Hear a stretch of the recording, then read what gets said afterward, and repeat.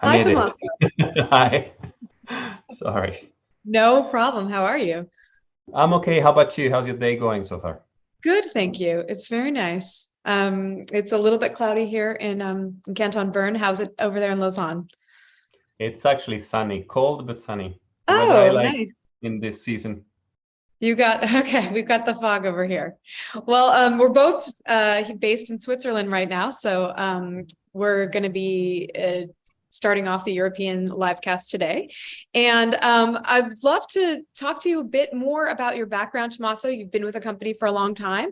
Can you tell us first, just introduce yourself, tell us where you work and what your current role is there at Philip Morris? Yes. So my name, as you read on the screen, is Tommaso Di Giovanni. As it sounds, it actually is Italian, although I also have Swiss nationality and heart in Brazil. And yes, I've been in the company for 21 years. Right now, I'm Vice President International Communications. I'm based in Lausanne, in Switzerland, where Philip Morris International has its operating center. And from here, I have the honor, the pride, the pleasure to lead a number of communicators around the world in all our branches around the world, and a team of approximately 30 people here in Lausanne. My responsibility is really to make sure that people around the world have everything they need to communicate. And the goal that we're trying to achieve is to go fast towards a future without cigarettes. That's really our objective. Um, That's interesting. You've spent more than 21 years with the company in different roles and different locations, as you mentioned, around the globe. Can you talk about this journey and how these varied experiences have helped bring you where you are today? Yes, and actually, I'm quite atypical for a communicator in the sense that I first wanted to be a diplomat, then I ended up working as a statistician and economist at some point in my career for Eurostat, the statistical office of the European Union, as a contractor. I remember it was 1998. And I think that background probably forges who I am today, because I'm a communicator who did a lot of economics. I did business development when I joined the PMI as a first role. And then I had several assignments around the world in regulatory affairs, in fiscal affairs, in a number of other functions and locations. I worked in 5 countries around the world. I had 10 positions in the company. So I definitely didn't get bored through those 21 years. And I like to think that if there's something that makes me a bit different in communication, is exactly this varied background. I was able throughout my career to engage in different languages, engage in different cultures, directly talk to people in all the countries where I lived in, namely in France, where I was actually hired first, in Luxembourg, in Italy, in Switzerland, in New York, but across Latin America, in Brazil. And I want to think that that, coupled with my business development and regulatory affairs background, is really what makes me different. I tend to look at communication as something that either is very concrete and moves the needle, or it's almost not worth. I'm almost quite extreme at time, but that's who I am and how I am. And to take a historic look at the last 21 years, I actually was hired by the company in France in 2001. It was March, so I'm almost into my 22nd year. At first, I was working in business development. Then there was a point where the corporate affairs department needed some more technical skills, some more technical knowledge. So they decided to offer me that position. My idea at the time was to become a managing director, so hop around different functions in the company to then lead an affiliate. The truth is, my career took another turn. I did very well in external affairs. So after that, I was offered the position at the PMI press office here in Lausanne. It was 2004. It was winter. It was colder than this. I remember very well. And in the press office, I remember at the time how the company was different. I used to answer the phone saying, "Sorry, not much to say. Call us later. Thank you." And that was literally my job at the time. We didn't have a story to tell. And our product was cigarettes. This was very little to say about cigarettes. Cigarettes cause disease. And for somebody who wants to work in comms, that wasn't possibly the most challenging assignment. But then I started getting assignments in Latin America, based in New York. I was in charge of regulatory affairs and communication, so a new landscape. I was dealing with regulation all across the region. It's a region that I love, by the way, because I speak the two languages and I have a passion for Latin America. That's really, for some reason that I can't explain. I just love the culture. I just love the history of the region. So there was a passion for work and a passion for the region. And then because I studied in Brazil, I did part of my studies in Brazil, I was offered to lead the external affairs efforts of our Brazilian affiliate. We are at that time in 2008, and I decided to go in a town that probably not many know. It's called Curitiba. It's in the south of Brazil. It's pretty cold. It's contrary to all the stereotypes you may have about Brazil. And that was one of the most challenging, interesting assignments I had in the company. It's a huge country. We had relatively little resources and big challenges, and it was an amazing time. Also personally, because that's when I met my wife. And then after that, I had an assignment in Rome. Finally, I worked in my country.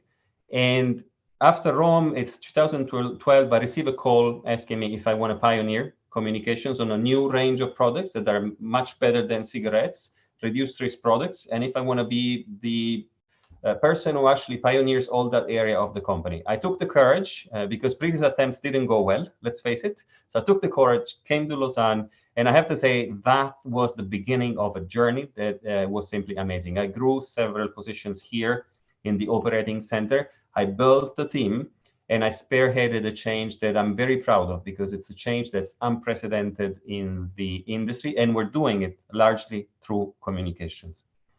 Interesting. So you brought up that change before. You talked about the smoke-free future. So what is a smoke-free future for, as you say, the largest tobacco company in the world? What does that look like? Let me put it this way. It means, imagine a company that's sitting on a product that's been the same for 150 years and that honestly sells well. And gives you profits every year and growing profits. Imagine a company, though, that decides it's time, because there's the right technology, the right innovation, to disrupt entirely that business and come up with a totally new line of product that includes technology, includes innovation, includes science, something very different from a cigarette. A cigarette is an easy product. It's easy to manufacture, it's easy to sell, it's easy to buy, and it's easy to use. Think about products that instead have technology, that need recharge, that need cleaning, that need to understand how the product works, that need you to change your habits. Well, we decided to embark into a journey to ultimately replace all cigarettes with products that do not burn. And because they don't burn, they don't generate the high levels of toxic compounds that are found in smoke. And that's something that most people don't know, and that's why communications is important. But the biggest issue with a cigarette is when we light a cigarette up, when we turn it on fire. Anything that burns changes chemical composition. It's the same if you think about it. When you eat a burnt pizza, being Italian, that's the example I like to take. That burnt pizza has different chemistry than a pizza that is not burnt, and it's much worse for you. If you think about combustible engines for cars, one of the reasons why they pollute is because there is combustion. It's the same with burnt meat. Anything that burns is much worse than what doesn't burn for our bodies. And it's the same with cigarettes. When somebody burns tobacco and the paper, it kind of turns on a chemical factory. So in the early 2008, we got to a point where, thanks to technology and innovation, we could actually eliminate the burning, but give smokers a taste, a sensory experience that is very similar to what they would find with cigarettes. It took several attempts before then, and it's something that may sound logical, but it wasn't easy to do. It wasn't easy either because we didn't have the technology to reduce the risk or to make it appealing so people switch. But in 2008, actually, we managed to get there. And by 2014, we commercialized, and that's when I came to Lausanne, we commercialized our first smoke-free products, a product that was called IQOS at the time in Nagoya and Milan. Things went well. We realized that finally we had it. We had kind of the holy grail of the industry. And despite the risks, because disrupting an industry is risky, we decided to go all in. By 2016, our CEO decided to go public and make a commitment that we would replace all cigarettes as soon as possible with those products. And that commitment was soon signed by our board of directors, shared with the Security Exchange and Commission. It became our vision. And now our company is fully dedicated to this vision, to the point that we have 900 scientists in our, something you would never think of from a tobacco company, that work for us. And we're even imagining something beyond tobacco and nicotine. One day, we're even imagining lines of products in the healthcare wellness space, thanks also to acquisitions of other companies. So right now, we're really focused on replacing cigarettes with better alternatives, and one day, perhaps going even beyond there. Amazing. Can you talk about how you're telling this story and what channels you're using and who you're communicating this with? Especially as a global brand that deals in so many languages. And yeah, well, first thing that I think it's important, if you consider the big disruption, the change that we're going through, that has an obstacle. And that obstacle is the fact that the vast majority of people don't know what I just told you. They don't know what causes disease in smoking. They don't understand that it is combustion. To give you an idea, data from the majority of countries indicate, and it's public data, it's not even our data, that more than 50%, sometimes 60% or more of people believe that it's nicotine that causes the diseases associated with smoking. That's not correct. Nicotine is not risk-free, it's addictive, but it's not what causes those diseases. That causes to be found in a number of chemicals, mostly released when there's combustion in a cigarette. But that kind of confusion is what we need to address if we want to explain to people why the new products make sense for public health. So that's why the role of communication became extremely important in our company, because if you want to spearhead this change, we first of all need to make sure people understand it. And that's why we scaled up our communication significantly. And with this introduction, you will understand why we use literally all channels, all possible channels to communicate. Of course, we started simply by engaging. As I mentioned at the beginning, in the press office, we would simply say, no comment, thank you, I have nothing to say. Then there's a point where we started answering all calls and actually engaging in dialogue. There was a point when our scientists, our leaders would start going at conferences. And now we attend hundreds of conferences in the world every day. We started actually engaging much more with the media, building media partnerships. We started using social media, something that we didn't really do before, social media. And right now we're also expanding into paid, because we know paid is what allows us to get a critical mass out there in terms of communication. So literally, I would say all channels. Then I think your question had embedded a second question, which is how does that mix changes country by country? Well, a lot, because what I also learned through my years working across the world is, first of all, the legislation varies.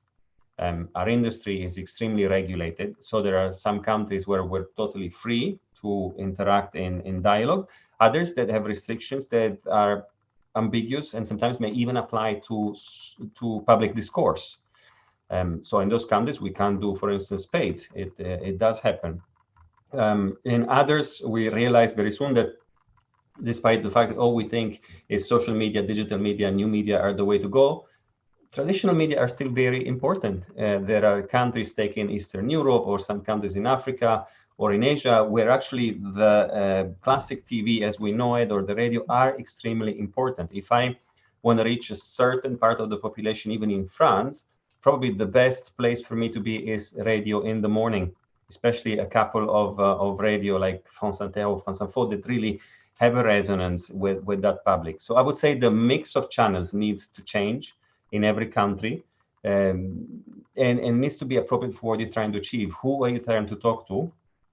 And based on that, it needs to be considered. Now, I also believe there's nothing like paid when you need to reach a critical mass, because that's really when you control not only the amount of communication, but the message. And I'm sure that many on this call would agree with that. Absolutely. So we're looking at Outlook today, and I wanted to know kind of if, as you look back on 2022, what lessons have you learned and what will you be taking from these learnings going forward into 2023?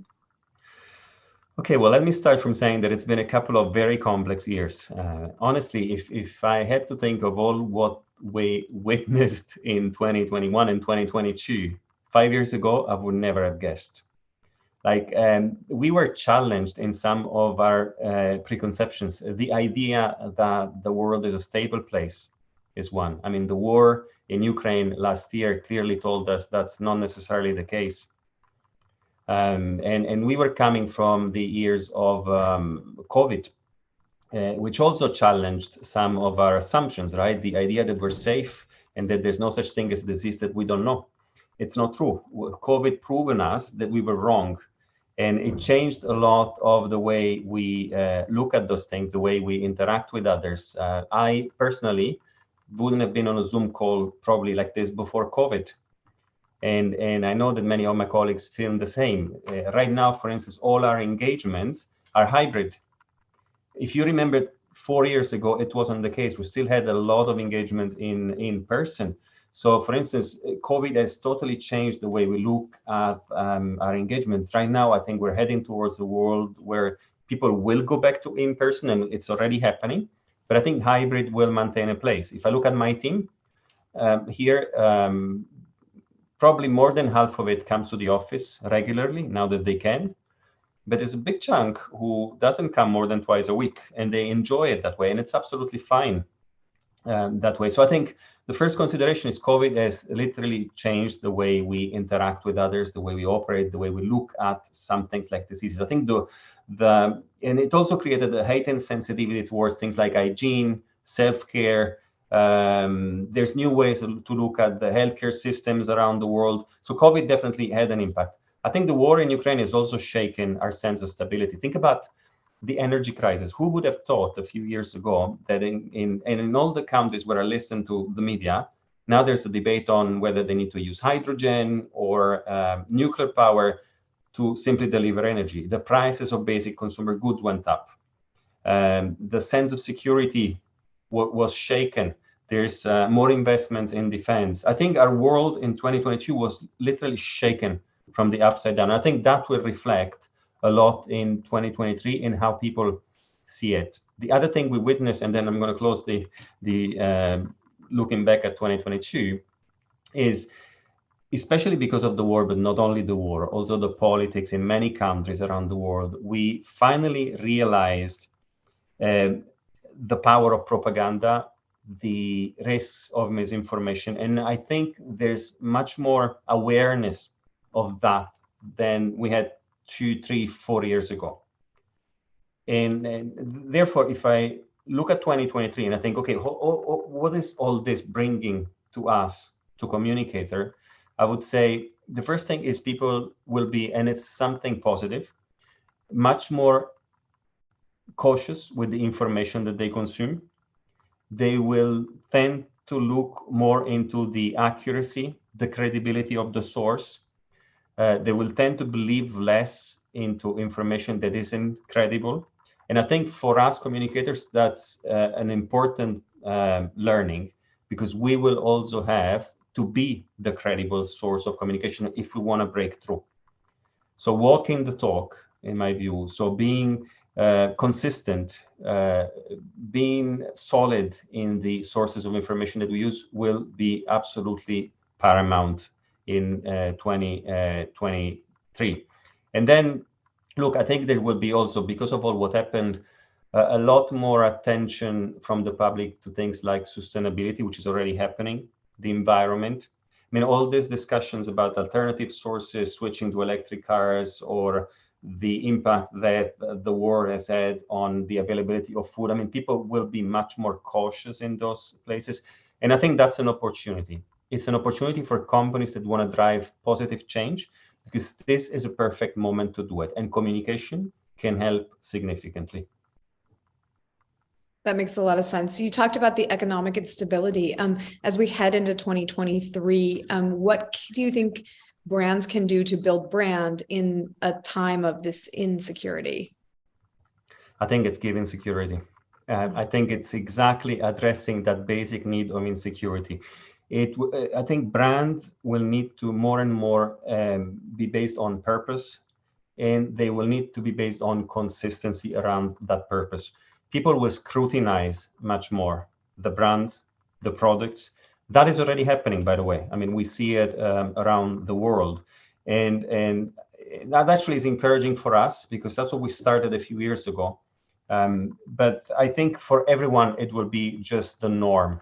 I mean, these changes will increase scrutiny, increase people attention to consistency and stability and credibility of the sources. And I think brands need to absolutely understand that. So there needs to be much more agility as well, because those trends may vary. But ultimately, walking the talk and focusing on purpose will become even more important than they are today. That's my sense. But again, I don't have a crystal ball. Sure, absolutely. But speaking about your own brand, what are you thinking about in terms of purpose for 2023? We are continuing with what we've already initiated and perhaps even scaling up that commitment. We're at a point where, and I was talking about our vision to replace cigarettes with smoke-free alternatives. We're at a point where 30% of our revenues come from these products. We have today a growing number of health authorities around the world that are actually supporting those products. Countries like New Zealand or the UK that are even through public health authorities encouraging the change. So the change is happening, and it's happening fast, but we want to further accelerate it. For instance, recently we finalized an acquisition that will give us even more chances to address the demand from smokers for better alternatives to cigarettes. We bought Swedish Match. Swedish Match is, for those who don't know, it is a Swedish company that's a leader in smoke-free, particularly snus and pouches. To give you an idea, 2/3 of their business in the US and 2/3 of this business is smoke-free. Their pouches are 64% of the US market. So for us, it's an important investment because it allows us to expand the products that are smoke-free. This company already has over 3 million consumers. So if we converted to our products 18 million today, 20 million today, we're at 23 already. Process will be faster, but it allows us to do two things. It allows us to enter the US markets because they have 500 salespeople. They have 150,000 point of sales in the country, and it allows us to expand our portfolio of products. This is one of the things we're going to implement in 2023.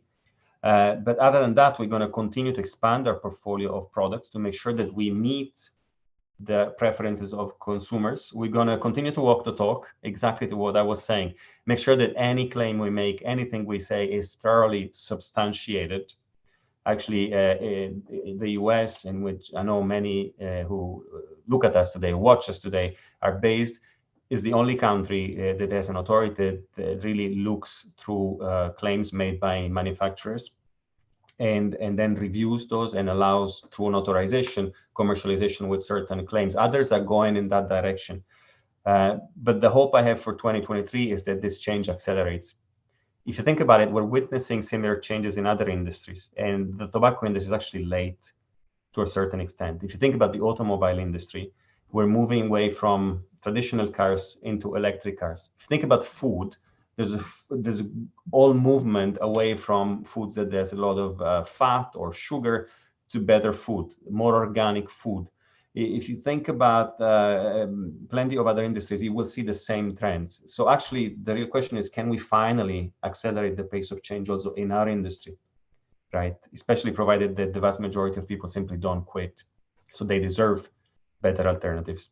And honestly, I hope that by 2023 we'll be in shape for our goal, which is that by 2025 we have 50% of our revenues coming from this process, and then we will be a majority smoke-free company. Fantastic. So switching gears a bit, can you talk about your approach to leadership? Yes. So look, I think all of us are forced by our experiences, and I think my teenage years really forged my approach to leadership. I played a lot of competitive sports, among others volleyball and beach volleyball, and I was passionate for history. And I think this really forged kind of my approach to leadership, because my leadership style is really, I like to set shared goals and ambitions for my team. I like to make sure that we all agree on where we're heading, that those goals are ambitious. And I like to make sure that we all have clear swim lanes, a bit like in a sports team. Of course, we help each other, but we all have clear swim lanes and we all know what we're heading to and how that goal contributes to the bigger goal. And I like training. I think we all need to train hard to achieve our objectives. And that's probably how my leadership is. So if I look back at my teenage years, that's exactly how I am today. And I'm actually very proud of the team I manage here, because one of the things that I thought at the beginning was, if we're serving the world, we need to represent the world. And we're approximately 30, and we have 24 nationalities, all sort of origins, literally all sort of preferences. I mean, I'm extremely happy that the team is diverse. And I have to tell you something, there's kind of a magic that happens when a very diverse team gets together for a common, bold ambition. And that magic is reflected in what I see in my team. So in this diversity is playing a beautiful, beautiful role. I mean, especially this year, I think it was an amazing team effort, and I've enjoyed it a lot. So I hope this tells you about my leadership. It's difficult to talk about our own leaderships. Sure, absolutely. And I think, as you make a point, having that many diverse voices on the team can help add to the perspective and the work that you're doing as you're forming, especially such a bold plan towards the future. What advice would you give to other marketing leaders to lead their teams? Especially if it's global teams, my advice is make them truly global. Because very often we tend to stay in our comfort zone. And I see it often, people tend to recruit people from same background, same nationalities. And I think that's one of the biggest mistakes one leader can do. A leader instead needs to be challenged, and diversity challenges you a lot. Plus, if you are literally leading the world, you need to reflect that diversity into your team. Otherwise, you will miss out. You will miss out on subtleties of languages, of cultures, of the interaction with the people that you lead, because simply that's how it works. So that's the first suggestion based on my experience. The second one is, I think as we move into this new 2023, walk the talk, internally and externally. It's extremely important. I think leadership is made of consistency, credibility, and going through bold ambitions. Mm-hmm. Absolutely, that makes sense. So we're going to turn it over a bit to questions from the audience. So if you have questions, please enter them now into the chat. We have our first question for Tommaso, which is we touched on this a little bit, but wanted to know what channels and technologies you're using today to enable your teams to communicate effectively around the globe. So I think this is a more internal question rather than the external one you talked about before. Effectively around the globe besides social media. So the question is about internal. How do we share information so others can operate, right? Yes, to enable your teams to communicate effectively. Yes. So look, first thing, I believe in knowledge sharing. When we manage a global organization, knowledge sharing is key. So the first thing that we did when we set this team was making sure that we had a way to share knowledge, a platform that allows you to share guidance, document, messaging, visuals, whatever people need to operate. We believe in empowering our colleagues around the world. And so that's the most important thing in terms of channels to talk to our people, having a platforms that's dynamic on which one can post and share whatever people need to operate. Besides that, then I believe that all that information needs to be explained. So there's a lot of face-to-face interaction, mostly through Teams, Zoom, a bit like we do here. And then when we can, we meet in person, of course, because that is needed to then be able to use the toolbox that's made available through these platforms. And that encompasses webinars, in-person meetings that we have every time we have an opportunity with people from around the globe. I think that in-person interaction cannot be replaced. And then, of course, I mean, what everyone uses, right? From email to phone calls, I mean, you name it. Absolutely. Absolutely. Excellent. Well, thank you so much for being here with us today, Tommaso. One last question for you, if you have any predictions about who's going to win the World Cup this year. Look, I can't say anything different. My wife's Brazilian, and I have a lot of friends in Brazil. I need to say Brazil. I think And it's I a good. think they're going to make it because I think they're outstanding. I think only France can challenge them.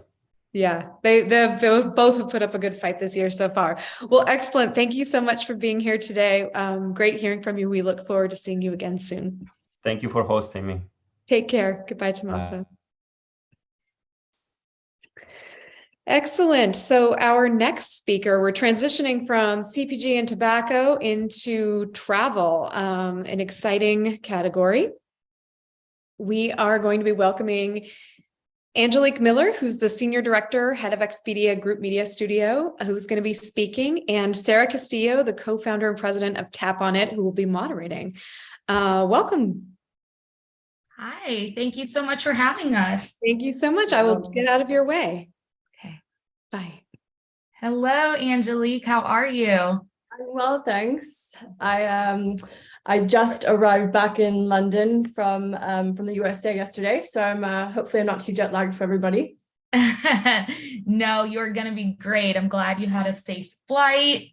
You really are all over the place. That's so fun. Well, I am so excited to chat with you today. Angelique Miller, the Senior Director, Head of Expedia Media Group Studio, amazing.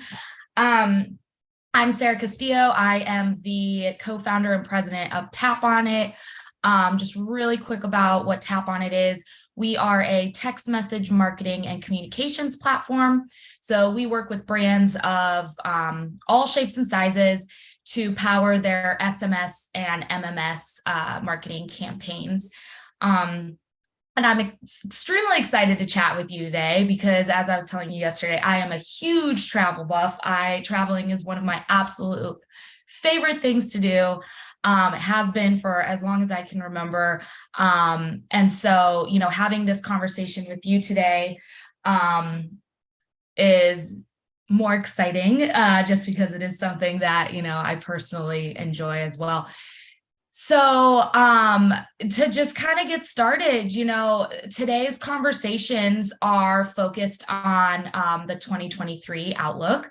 So I have recently read an article from Expedia talking about 2023 being the no normal. So let's kind of get into that. Tell us all about this no normal that we should expect.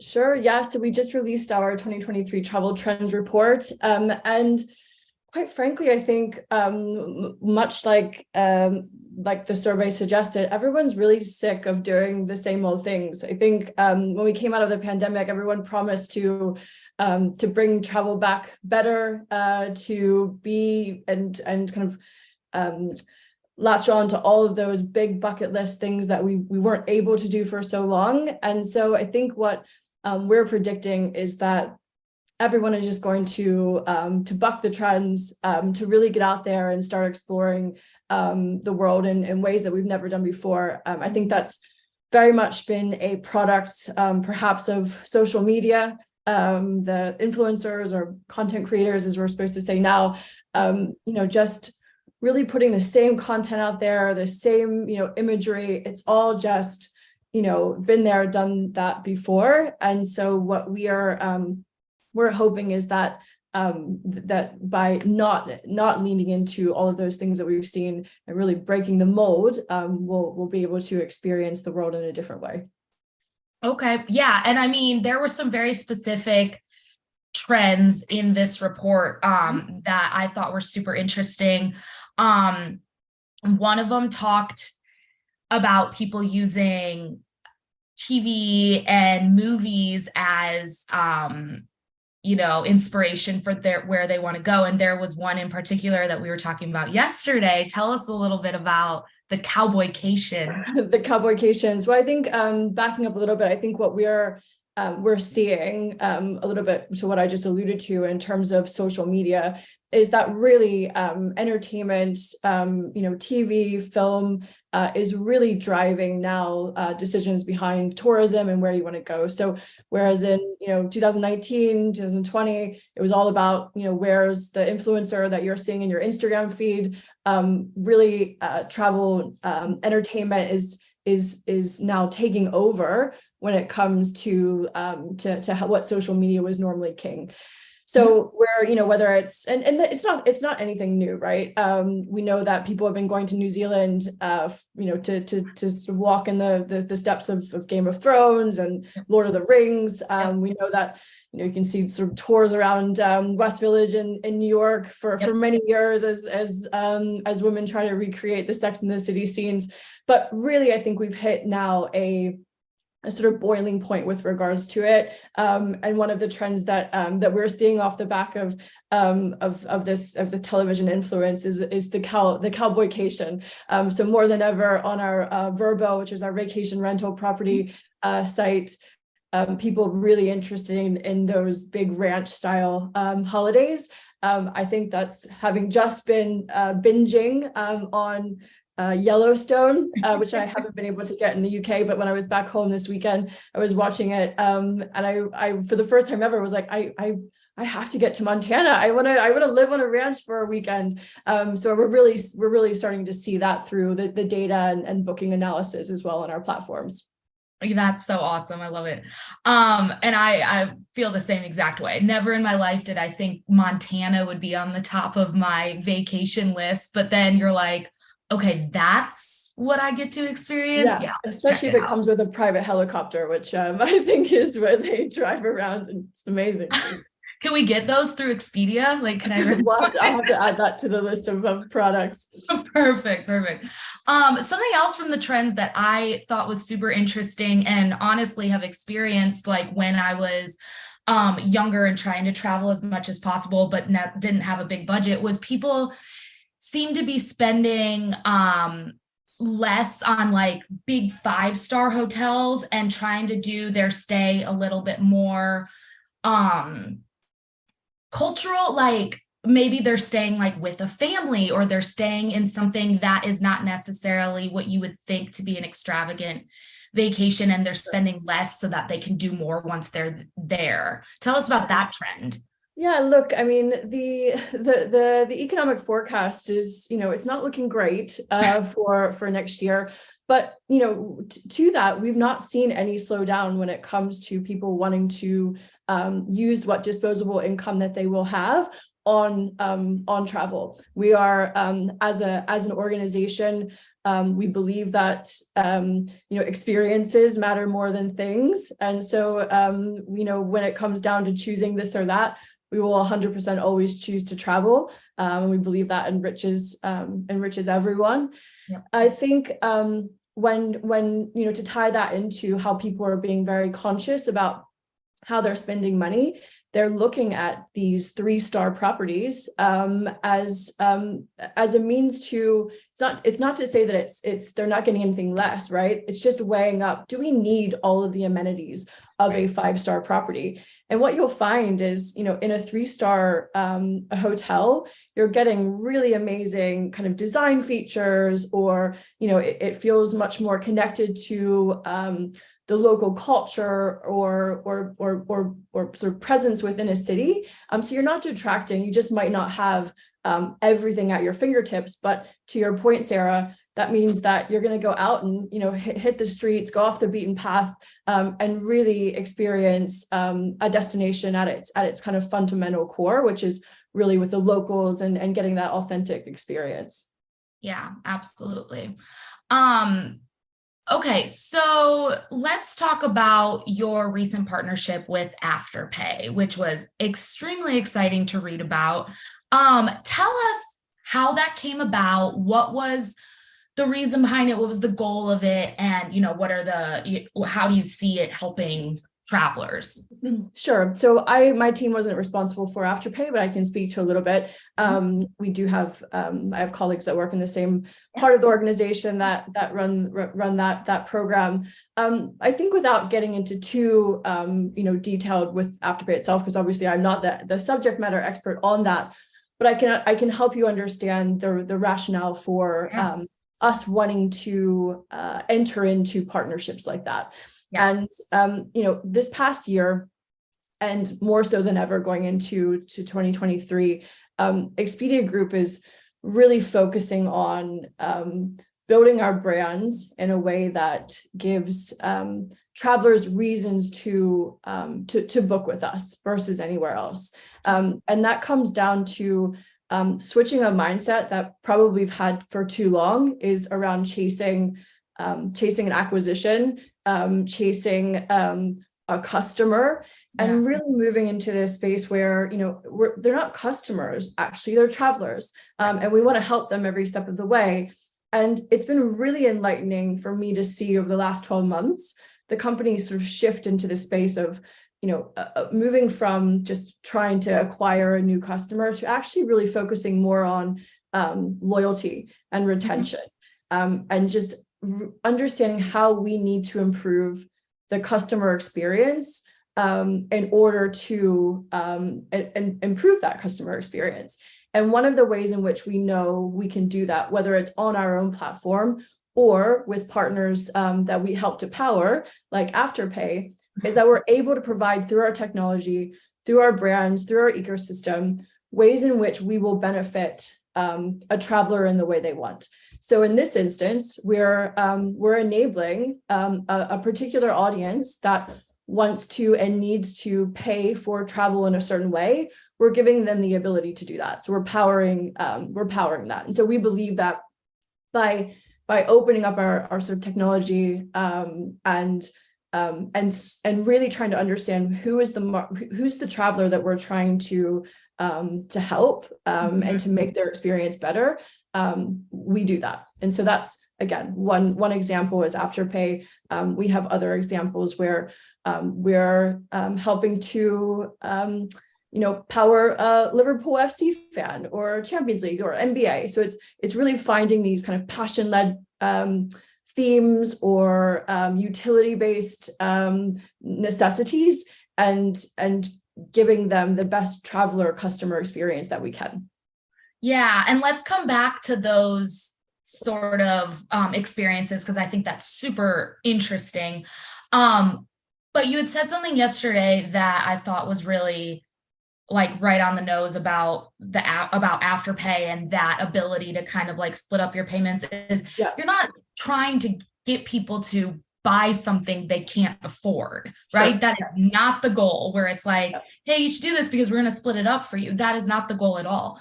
The goal is that by letting them, purchase and pay in installments up until, the trip or whenever, is that, a lot of times after you book the hotel and pay it in full and book the flight and pay it in full and book, whatever else, by the time you get to the destination, you're like, oh man, there's my budget, right? So tell us a little bit, kind of dig into that a little bit more. Well, you explained it really well. This, again, we don't want to promote things that, people can't afford, but the reality is, from an Expedia standpoint, our average traveler is getting older. So these are, these are ways in which perhaps we can help to we can help to access a younger, kind of beyond the millennial age traveler, which might not at this point in time in their life have the same amount of disposable income at hand. And so when you do look at, on one hand, we're promoting these, big bucket list trips. We're promoting the fact that you should buy these experiences over things. We want to be able to enable that in the best way possible too. And so to our conversation yesterday, it doesn't make any sense to book your flight, book your hotel, and then once you get to the place that you're so excited to be going to, that you actually have nothing left in your wallet to experience it. And it's not to say that everything has to be luxury. Right, it's just that whether you're traveling perhaps from a gastronomy standpoint, or you're traveling for an event specifically, whatever is fueling your travel kind of passions, you want to be able to be able to actually do those things once you're there. And so we believe that partnerships like Afterpay, we've also worked in the past with Klarna.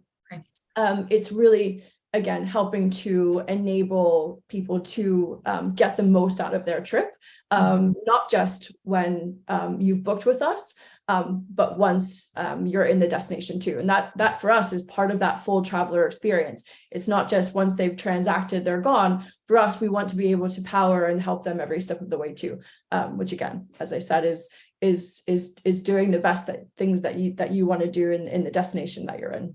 Absolutely. So going back to the partnerships, the things that you're doing with, what were some of the things that you mentioned, some of the teams and things? Yeah. So we're investing in, we have sponsorships around the world. Our data shows that specifically sport and music lovers index very high when it comes to travel. And we believe that nothing beats being there, right? Being at the football match, being at the World Cup, sure beats, watching it at home in between when I'm trying to, be on Zoom calls or cooking dinner for my children.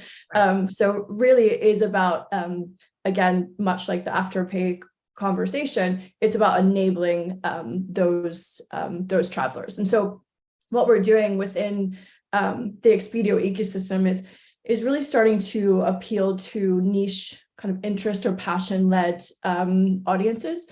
So you don't just go onto Expedia and you'll be able to sort of, get your, billions of search results listings based on some parameters that you've told us, really curating both inspirational content and shoppable product within an environment that's going to suit your needs. So whether you're someone that wants to travel to New Orleans Jazz Fest, or you're someone that wants to go to the next Liverpool FC away match against Paris Saint-Germain, it's really creating these environments that you as a fan are going to get, kind of exclusive deals and rewards. You might get special access to the things that we can unlock through our sponsorships, access to player meet and greets, etc. So it's really, again, about not just the transaction, but that full kind of approach as to how we can improve your travel when you are traveling for specific things. So making it a full experience, not just the one event that you traveled there to go to, but making exactly. If you're a sports fan and you're away and you're in a kind of foreign place, it's a little bit daunting if you're not used to it, not used to the city. And so knowing that you're in a hotel with a bunch of other, football fans that are supporting the same team as you, we've curated a perfect weekend itinerary. So where all of your other kind of Liverpool FC fans are going to be kind of, pre-gaming and post-gaming. It's creating this, again, a sense of community for people that are traveling. And so the ambition is that we will, continue to do that through different passion vehicles. But obviously, as I said, the data is suggesting that we should start with sport and music. Absolutely. One amazing way too, as someone who, is interested in a specific, team or music festival or whatever, what a great way to meet other people that have your same, excitement and things that they're interested in. That's always so much fun. And then from there, who knows what could happen, right? And what a great way too for Expedia to build that lifetime customer as well, because that's if they right. We talking about that.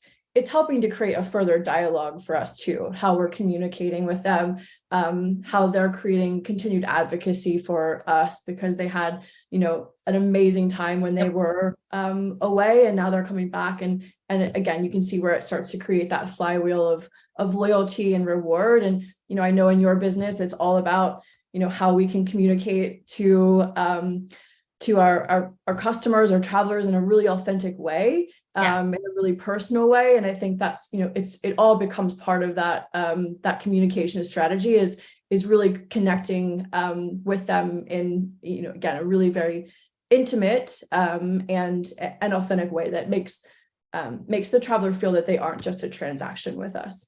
Absolutely. Well, and then of course for Expedia, somebody coming back and saying, I just went on this trip and this is what I did. And I booked it all through Expedia and they had me, they gave me this, and this, and it was amazing. That's one of the best forms of marketing for Expedia, of course, because people, take recommendations from their friends, people they know and trust. Yeah, it's a much more cost-effective channel as well. It's a lot easier to retain a customer, right, than acquire a new one.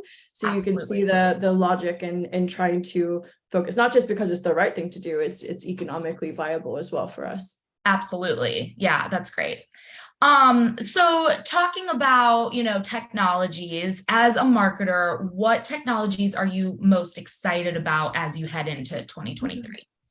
Yeah, I think for us, it really, and I think a lot of businesses, I think TikTok, even Spotify recently, they're really starting to crack, I think, the code on shoppable content.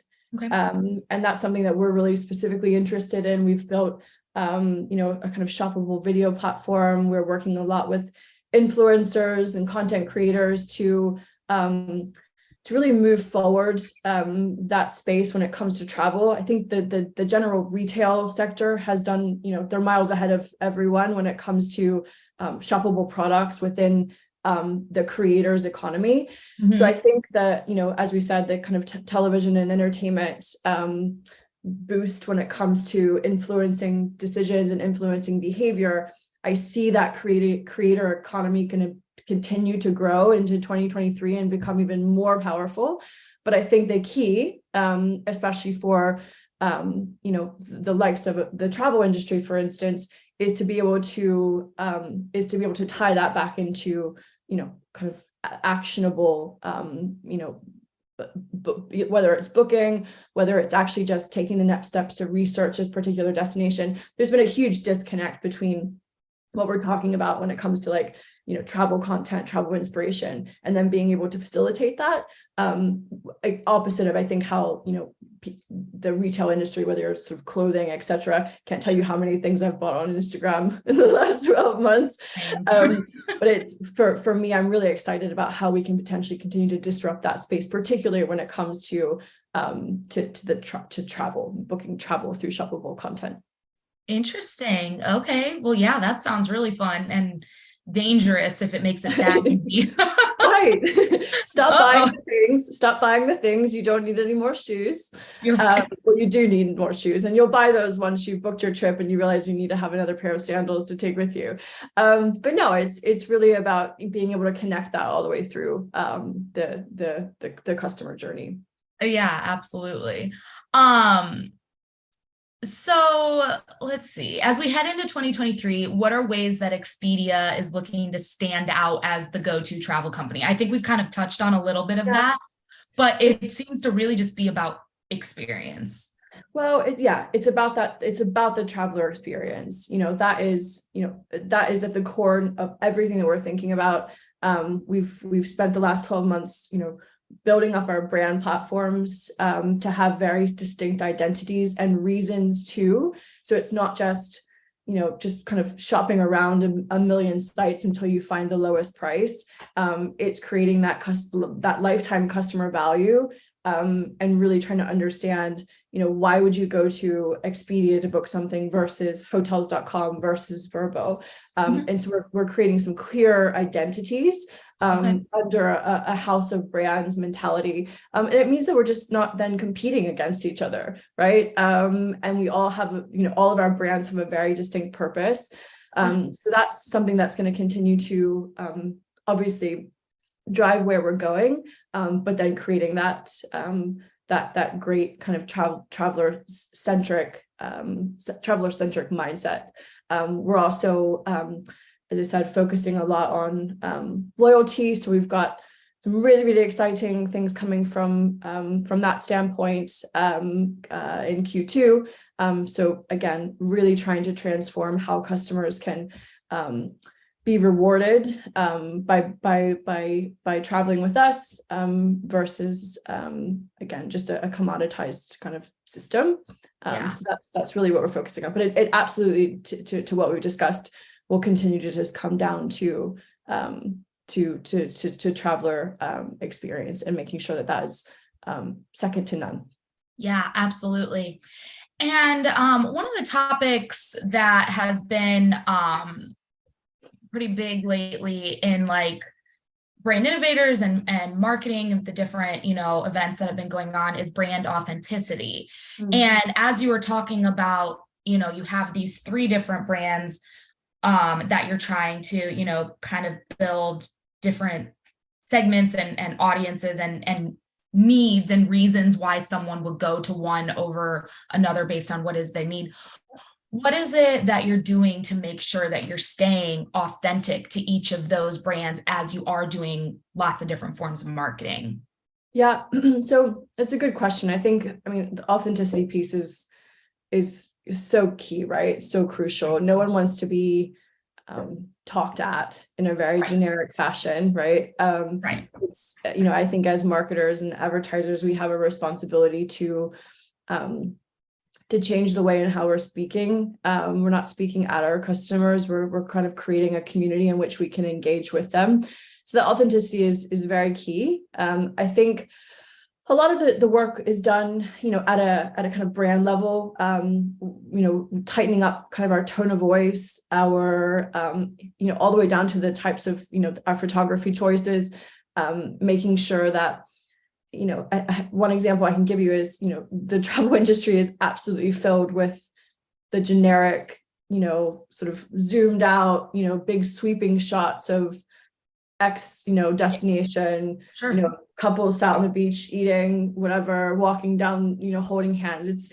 It doesn't really evoke any sense of anything other than, yeah, it's a beautiful destination. Yep, you see Greece with the blue roofs and the white, they're the same, right? Anyone Right. can show that photo. For us, it's been a shift to really focusing on people enjoying a moment. That might not just be, obvious at first, but really through a kind of very sort of cinematic, sort of a stylized way of looking at a photo and just knowing that you can taste that thing that they're tasting, or that feeling of the sand in your toes just from the way in which we are advertising and marketing travel. So I think that leans very much into authenticity. It's helping someone to put themselves in that place, and really evoking some emotion from it, and doing that through the different the brand platforms that we're putting forward. And also always, especially with our brand Expedia, the creative platform is made to travel. We literally were made to travel. I think we're the first OTA. So it's playing on those words that when you do travel with us, we are the experts. So it's the information that you're getting is coming from a place of kind of deep rooted knowledge within the destination. And we work with our partners across the globe, tourism boards, our hotel partners, airlines, to make sure that we are getting the expertise and information that is authentic, and is going to provide that level of, again, authenticity and expertise that you have confidence to know that when you're with us, that you've got we're giving you the right information. Right. And that, when it comes to traveling, it's usually, you're spending a little more than you would on, shoes off Instagram. And depends on what shoes. I know I'm on. But also, there's always that little bit of like anxiety of like, okay, this is a lot. I'm taking time. I'm taking money. I booked it through here. Can I trust it? I'm about to do this. Is it going to be easy and convenient? That is like super important. Absolutely. And we take pride in knowing that our platform is, it's unbelievable when it comes to, the what you're getting, right? There are no hidden anythings. Right. But on that same front, we have also on our partner side really cracked down on the product and supply that is on our platform. That is part of the traveler experience. Like it's okay if you want to book a 1-star hotel. Like we're not saying that everyone has to travel 5 stars, right. But even if you're booking a 1-star hotel, you want to know that it is safe, that it is clean, that it is all those things. And so we're rewarding our partners in the same way we reward our travelers for just being good, good citizens of Expedia in the way, right? So we won't sell a product that doesn't stand up to the standards that we hold, because that goes back to that traveler experience. You can have the best experience you can have on Expedia, but what's actually the most important is the experience you have in that hotel that you're staying in, Right. or that airline that you've booked with. And if that isn't a great experience, well, guess what? Whose customer service is getting called? It's ours.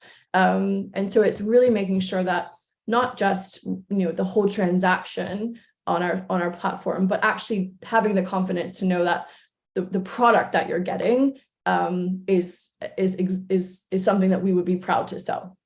Yeah. And also just being very transparent. If somebody is, if it is a 1-star hotel, what is it that makes it 1-star? If you're expecting 5-star, for 1-star expectation hotel, management. Yeah, absolutely. exactly. So being being very transparent on, the information, talking about whether it's the hotel or whatever it may be, of like, hey, here's what you're going to get.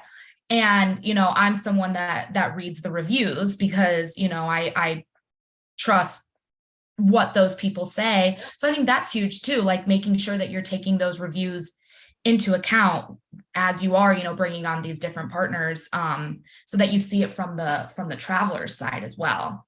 Yeah, it's crucial.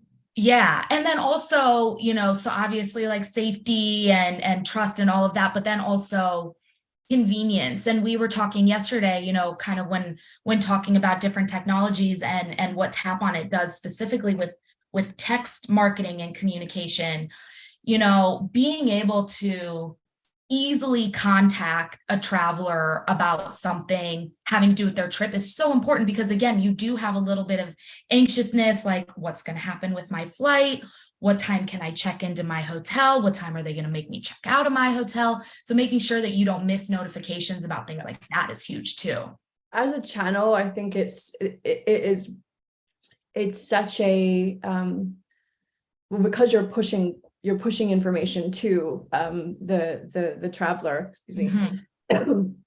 You have to get that it's just such an important communication channel, right? Emails, I can't tell you where, like, I miss so many like important emails because I can't tell one from the other. Right. But I know when I get a notification for either a text message or in-app notification telling me that my gate has changed, or I'm able to check out of my hotel, those are the things I read, and I think from a again customer centricity point of view, those are also the channels which I know you're definitely the expert at. It's like, how do you talk to the recipient in a way that is it is leveraging the intimacy of that channel.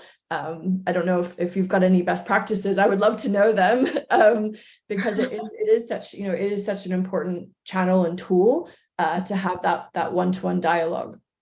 Yeah, it is. It's absolutely an incredible way to make sure people are never missing an update that is extremely important to their travel experience. But not only that, then when they're back, like based on what they did, what else are they going to be interested in, right?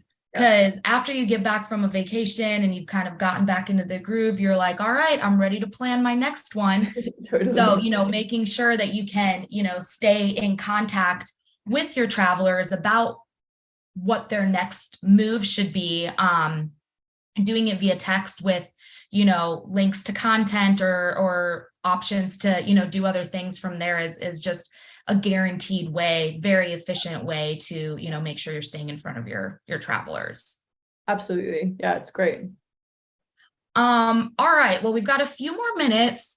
Have you seen any predictions or announcements so far that makes you excited for 2023 in the sense of travel, in the sense of technology, marketing, anything? It's what an exciting time to be alive right now in media. Who needs like any sort of a sporting event in the moment, like World Cup aside, like every day just waking up and seeing what's happening on Twitter. And I think it's so interesting, as again, marketers and just to see how all of this pans out. the sort of the impacts that are hitting with some of the bigger technology companies. I just think it's we're in for a roller coaster.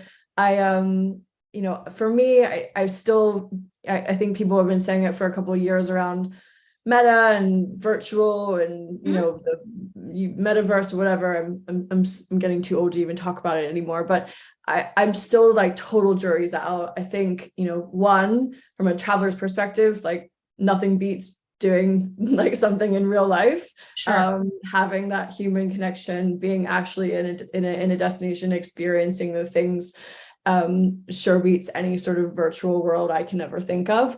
Right. So I know that everyone's still talking about that, but for me, I have to say I'm a little bit of a doom and gloomer on it. Obviously always open, but I just still feel like everyone wants to have that kind of personal connection, and it's just really important that we do have that. Absolutely. IRL, in real life. It's where we need to be. IRL. So are there any questions from the attendees that you want to ask Angelique in regards to travel? Anything. Just anything. No, you can throw them into the Q&A if there are any questions. We got to cover a ton of really, really interesting information. I absolutely love talking about travel, so we could do this all day. But I guess then we'll just, I have one last question to kind of end us off, but is there any personal travel that you have coming up, or either end of the year or into 2023 that you are most excited about? Yeah, I mean, we're definitely practicing what we preach. So my husband and my two kids were off to Australia and New Zealand for the holidays. I am very excited. I'm not very excited about the plane ride, although my 5-year-old is so excited. He's going to be on 6 planes, and we were talking about it. I was thinking like just the sheer amount of time on a plane with 2 small children still feels totally overwhelming. But we have to just say it's all worth it once we get there. I'm really excited to see friends and family that we haven't seen in Australia since before the pandemic, and also get to explore New Zealand again a bit more. We love it. We've done the South Island, and this time we're going to do the North. So if anybody has any recommendations on must-dos, please send my way. But yeah, we're really excited. And yeah, we're just going for it. That is absolutely incredible. You guys are going to have the best time. I feel like maybe daycare on planes could be an idea. Yeah. There's our $1 million sky nannies. I love it, right? That's amazing. All right. Well, thank you so much, Angelique. This has been such a great conversation. And then I will turn it over to Diana. I love that. Thank you both. That was fantastic. Daycare on planes is definitely the dream come true.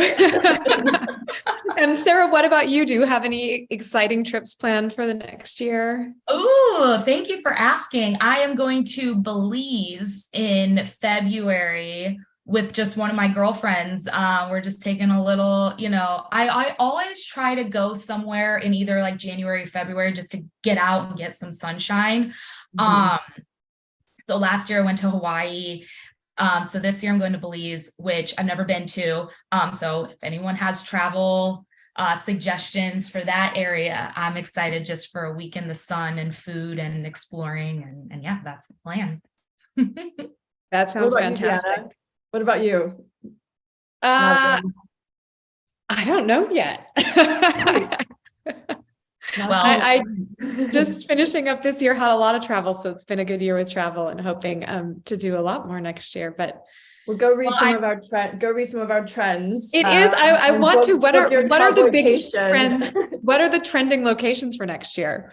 Cities are back, so I think everyone's sick of being out in nature and just away. So we're definitely predicting the return of kind of capital cultures. So yeah, Lisbon and all those great spots. But yeah, it's and some wellness retreats, traveling for food.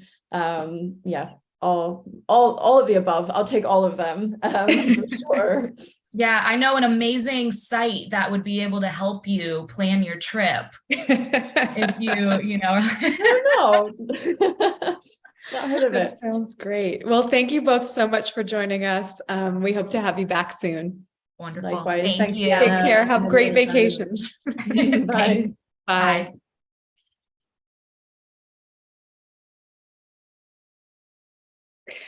That was a great conversation. Travel is always fun to think about, especially going into a new year. So we're going to change gears a little bit. Our next session, we're going to talk about what online dating looks like next year.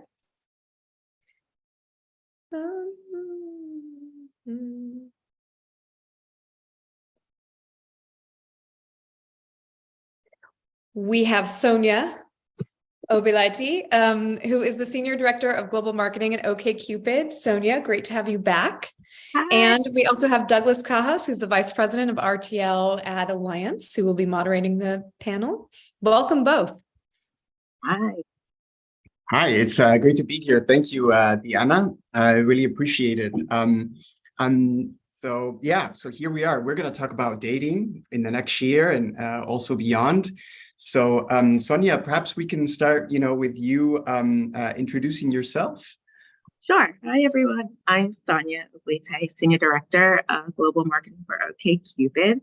I've been with the brand for a little over 3 years now, and my remit is really to promote the brand internationally. So, I like to say, spread love across the world.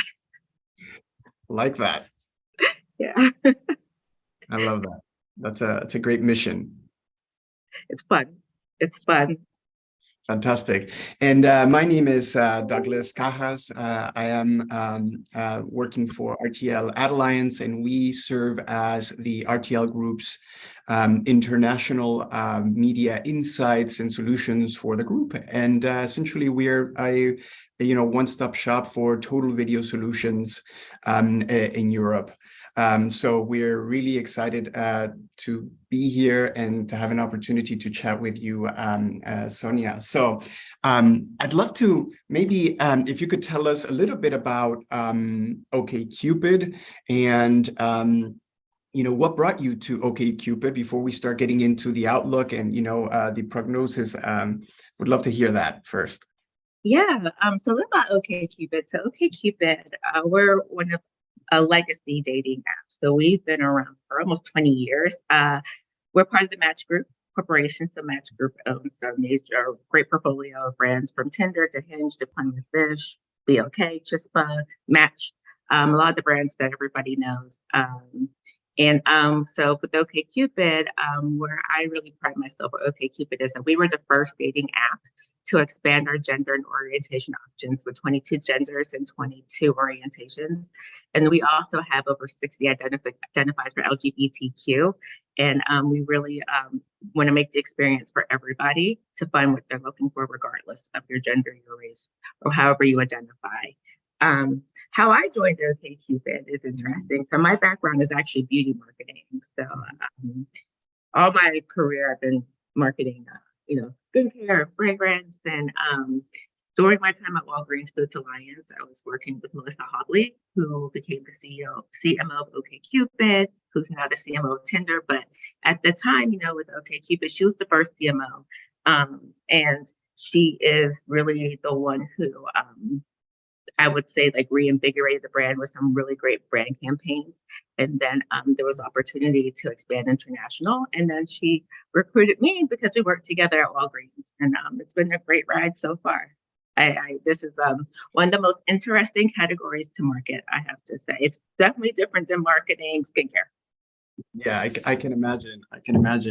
So, tell us a little bit, maybe, would love to hear, how do you position yourself, within the dating, ecosystem? You've already, in part help us, understand that, but there's so many dating apps, right?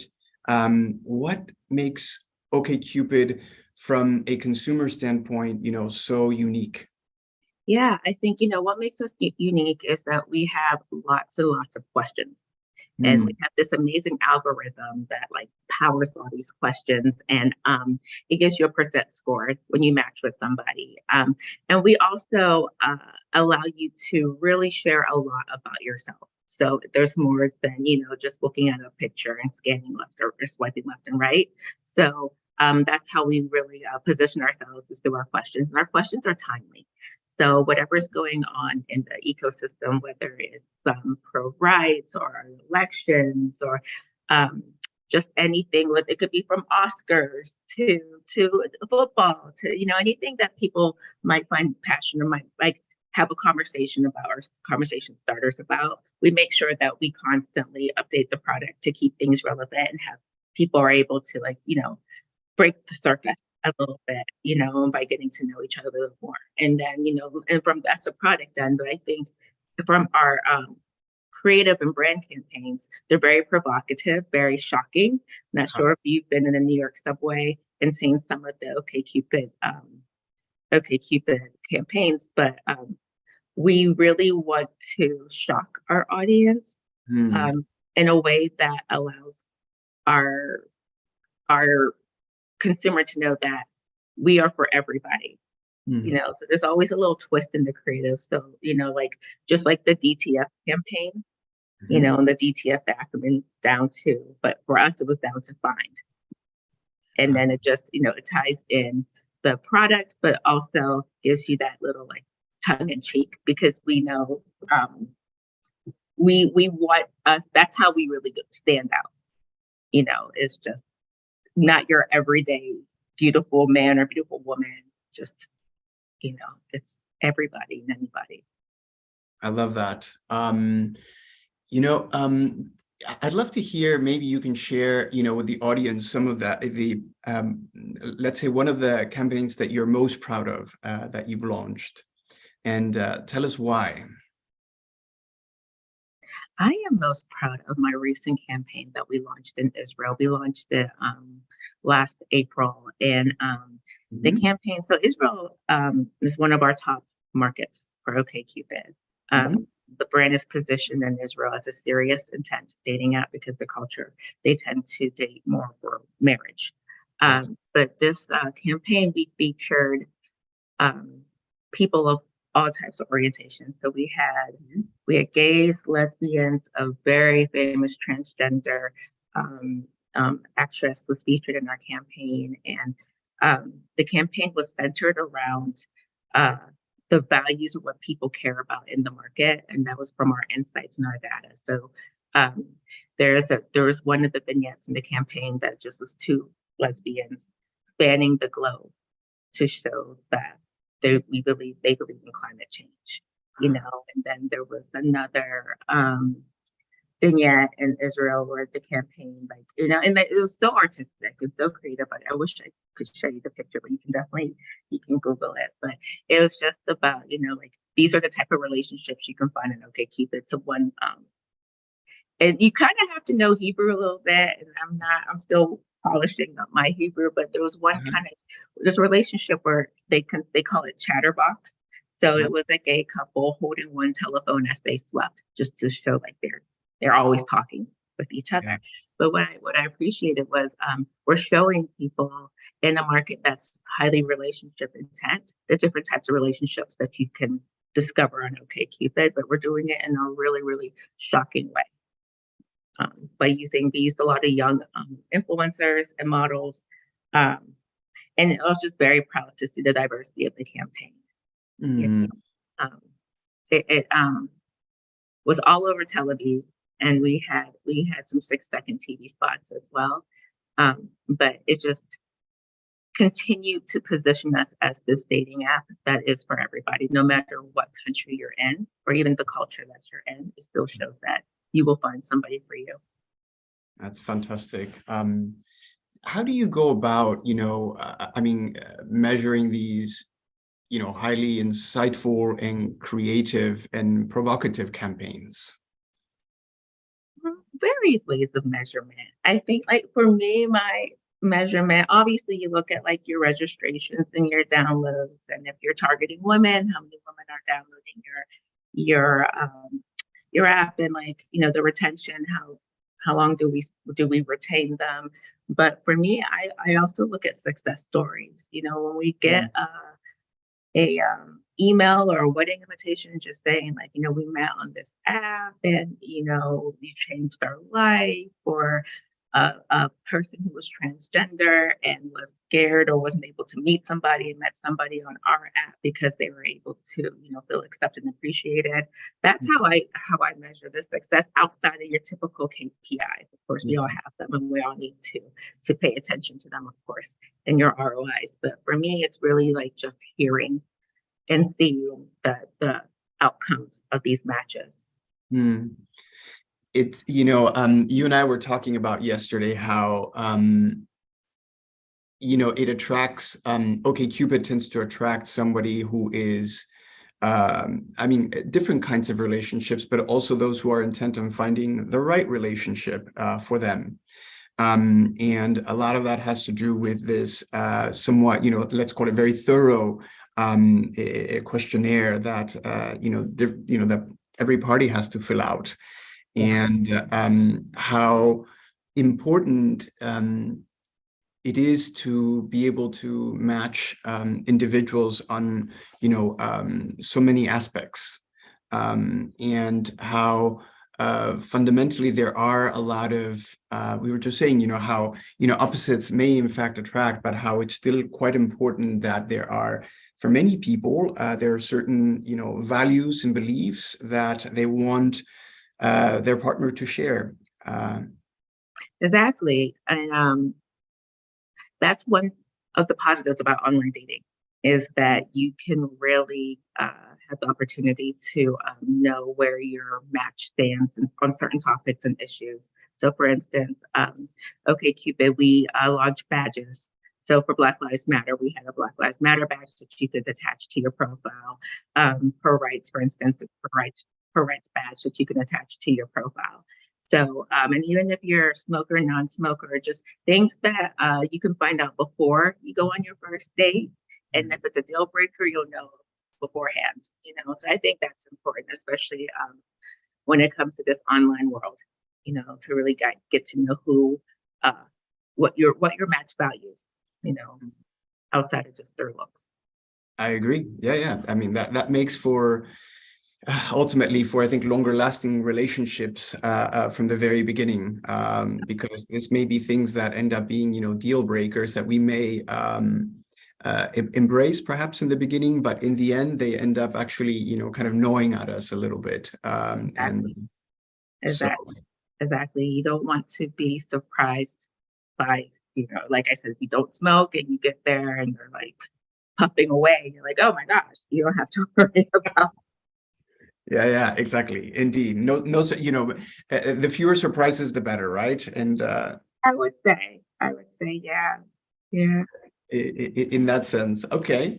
Very, very cool. I'd love to hear. So how have you guys been building, you know, the brand, and also at the end of the day, also helping to drive, you know, some of the you know, at the end of the day, you know, the downloads and you know, driving subscriptions and use. I'd love to, can you kind of tell us how you approach that the funnel in order to make you know, really OkCupid, you know, be the leading player that it is?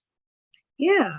It's interesting about the funnel because there's, you know, there's different parts of the funnel that I look at.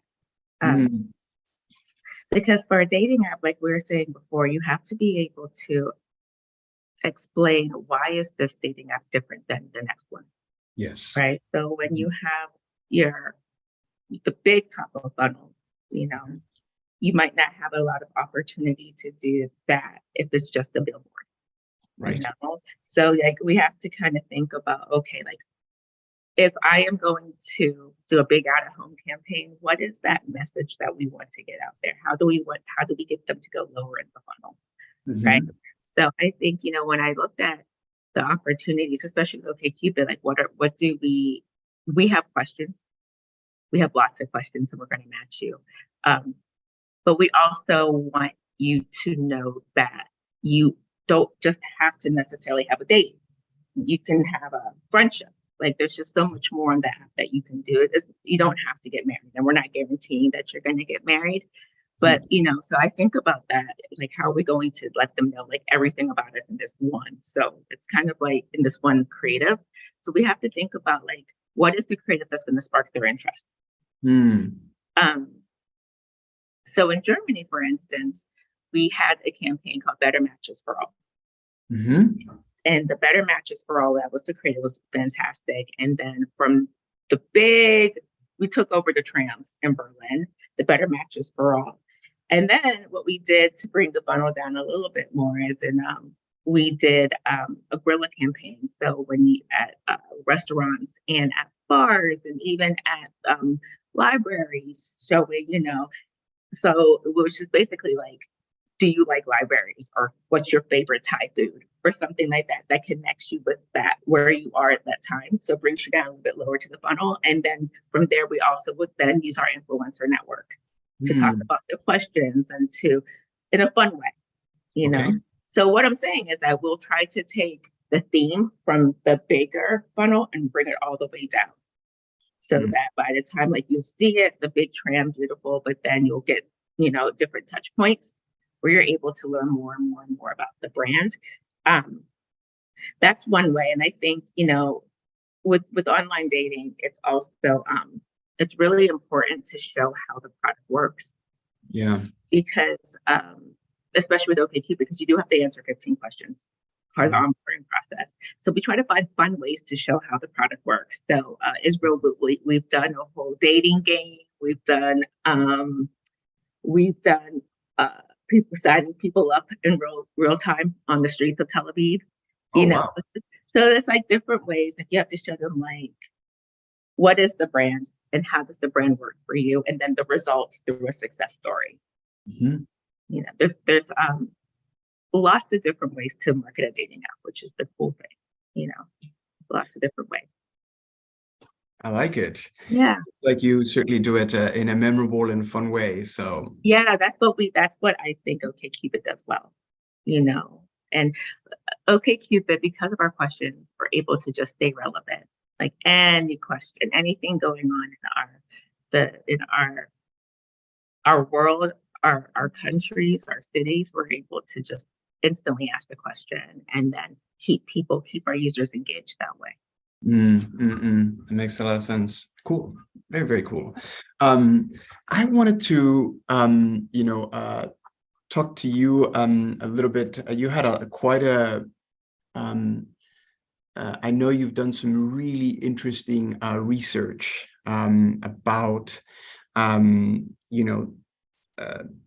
fact, Outlook 2023, and I'd love to understand how it is that you keep various generations, if you will, sort of engaged in your product and relevant to both in your product. So maybe you can share how do you do that? And I'd love to hear some of the insights that you're seeing in the dating space. Yeah, for sure. Because we have so many questions, we're able to really get a lot of data from our users and what they're interested in, and we get to see the trends. So one of the big trends that we're seeing now is a focus on mental health. So since the pandemic, people are more willing to talk about mental health. It's not so much as a taboo anymore. And we're seeing this especially with our younger generations. And there's a stat that says, even men who mention that they are sensitive or in therapy, they get 107% more likes and 86% more matches. And we've seen the use of the term mental health increase by 18% in 2022. So we're going to see that trend just going on that trajectory in 2023. So that sort of shyness around mental health and setting your boundaries, we're seeing that now, especially with this Gen Z, just kind of break through those stigmas. And then we can tap into that through our marketing or through our relationship coach, just having those conversations about what is healthy for you, and what you will accept and what you won't accept, and that it's okay to seek a mental health services or have a bad day. And that's something that even my generation, we weren't very comfortable to talk about. And then also we're seeing that open relationships, especially for the Gen Zs, are no longer a taboo. Mhm. So before, if you're dating exclusively and then having a couple other people on the side, that might have been taboo. But now with the openness and communication and the term that is, there's the term of ethical non-monogamy, where it's as long as the partners agree to Mhm. see other people outside of this relationship, they're fine. And we're seeing a big mention. Those are 26% increase in just that term alone over the summer. Wow. So we're definitely seeing that trend going, that way, which is something that you see in our marketing. Like we'll show a group of people, and it's all based off of the insights that we're seeing. And then I think one of the other most interesting trend that we're seeing is a rise in sober dating. Mhm. And that was since the pandemic as well. We're seeing that 84% of singles before the pandemic said that they are okay to sober date, and now it's about 96%. Most of them are Gen Z who are looking for, who are interested in sober dating. And there's a lot of psychology behind that, right? But it's something that's interesting, and then we'll offer them different ways to date that doesn't involve any sort of alcohol or any sort of drugs. And but Gen Z, like we were talking about yesterday, they're just a different generation. Mhm. We're seeing more and more that they are willing to date in the metaverse. And we actually had our first metaverse activation in Turkey last Pride, last June in Turkey, because Turkey the LGBTQ community is not as open as they are in other countries. So for their parade, they had the parade in the metaverse. So OkCupid was a sponsor in the metaverse. Mhm. And we did really well. We had a lot of great press from that as well. So I think we have to really meet these users where they are. Yes. And that's what we plan to do in 23. Just continue listening to them and give them all the tools that they need to find each other.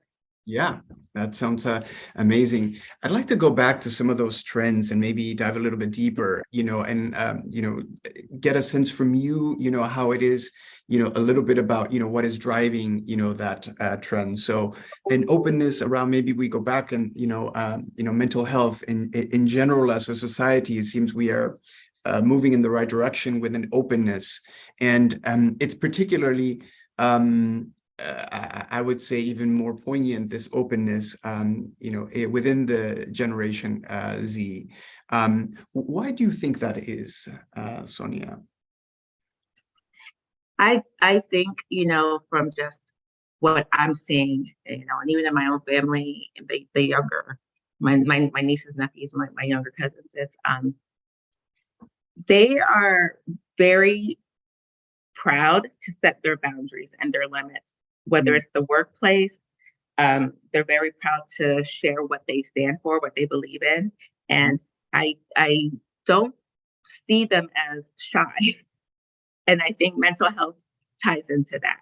It's about holistic, it's about wellness. And, even over the years, we've seen like an increase in like yoga practices. We've seen an increase in self-help, self-love, like taking time for yourself. And even like, I've seen a lot of companies, especially Match Group, do a really good job of offering mental health services as part of the benefits. Yeah. So it's a trend that I'm seeing happening throughout the country, especially after the pandemic. But I see that where my generation might have been shy, I thought there was a stigma, it's actually kind of expected with the younger generation. Like if they need a break, they need a timeout, they're not afraid to say so. And it carries over into their dating life. Yes. Yeah, that makes a lot of sense. There's certainly a lot more openness. And how are you? I think you mentioned already, I'd love to hear how you said, for example, one of the things that you do is you incorporated, you have a dating coach within the app. We have and then, yeah, you have, and then so you are able to incorporate it this way.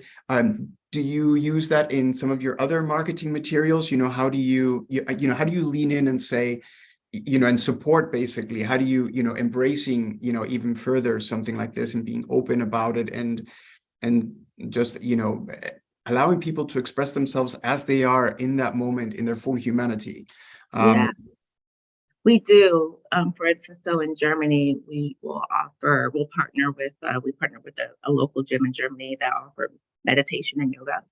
And it was more like take a break, but it was also a singles event, to kind of promote the wellness aspect, because wellness is a big category. So it's definitely a partnership that we like to use a lot, just so that we give our users that escape, and also a way to like have a nice fun date that's zen. And then also through our questions, we do ask questions, and we just keep asking questions about mental health and how people perceive it and how they feel about it, so people can continue to match on that.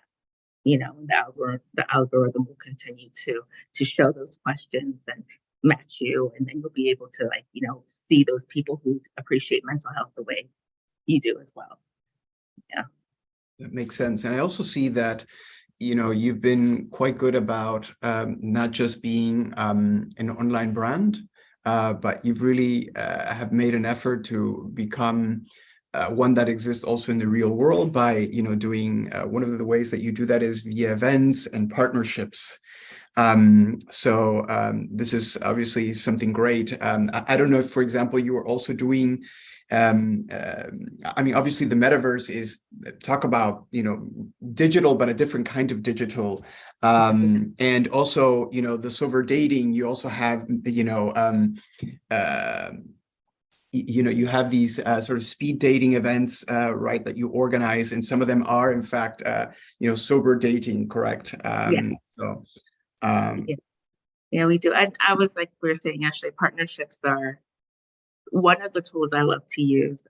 In Israel, we are big participants in Tel Aviv Pride, and we'll partner with different brands at Tel Aviv Pride, because the partnership also helps you leverage another brand's equity, and also helps us to ensure that we are supporting the causes that we believe in, because we are a purpose-driven brand. So I know, and in the US, there's a partnership with HRC and the ACLU, and we partner with the NAACP. And like I was saying yesterday, it's not always just about dating and finding the dates. It's about allowing people to know that you're a safe space. You're a space that's all inclusive. So these are the partnerships that help us with that, and to support these causes as well. That's great. It's admirable. Yeah, it's admirable. I love what you do. Yeah, you do. And then, well, actually, one of the things that we talked about was, and I don't know if you mentioned it, but it was in these trends, is that people are okay with not having very fancy or very expensive, first dates. Can you? Yeah. Tell us a little bit about that insight and how you are, incorporating that into your marketing communication.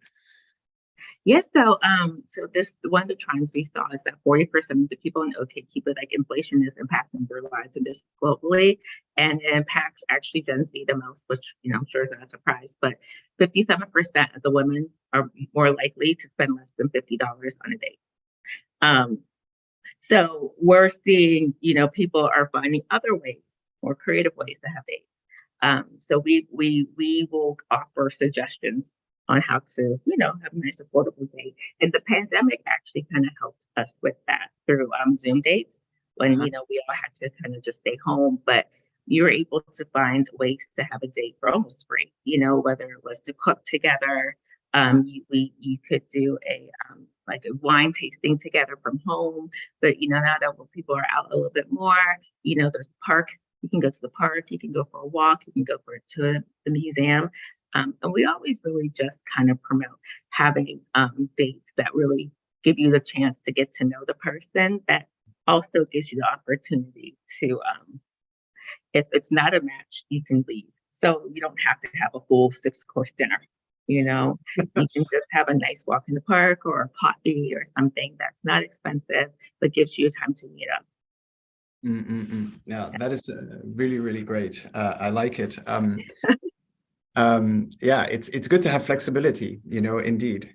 It is. It really, really is. And there's just so many ways that the Gen Z they're connecting. I mean, even through video games. So gaming is something that I know I'm exploring because gaming is starting to cross gender. So many women are gamers, so many men are gamers. And just from my own nephew watching him play, like he meets so many people through gaming. And it's like they have a community.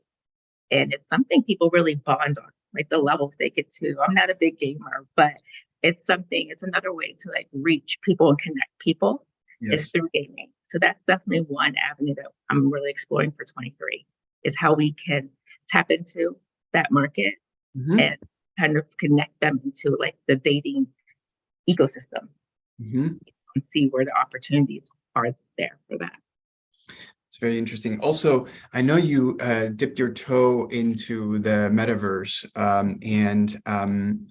do you tell me about sort of plans? So that's interesting. So that's one of the things, avenues that you're looking to explore in 23.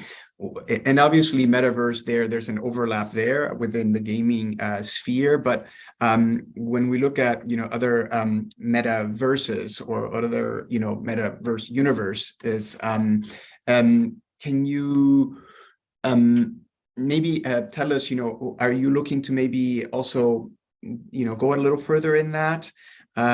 Is that something for 23? What are you seeing? It's so new, right? It's a risk. It's a risk, right? There's a lot of resource that will be involved, like a lot of like technical support, engineering support. I will say, so I know it's something I believe that we will explore, but we're definitely going to take our time with that, because it's a lot of resources. And as a smaller brand, sometimes you want to see how others are doing it a little bit first before we jump right into it.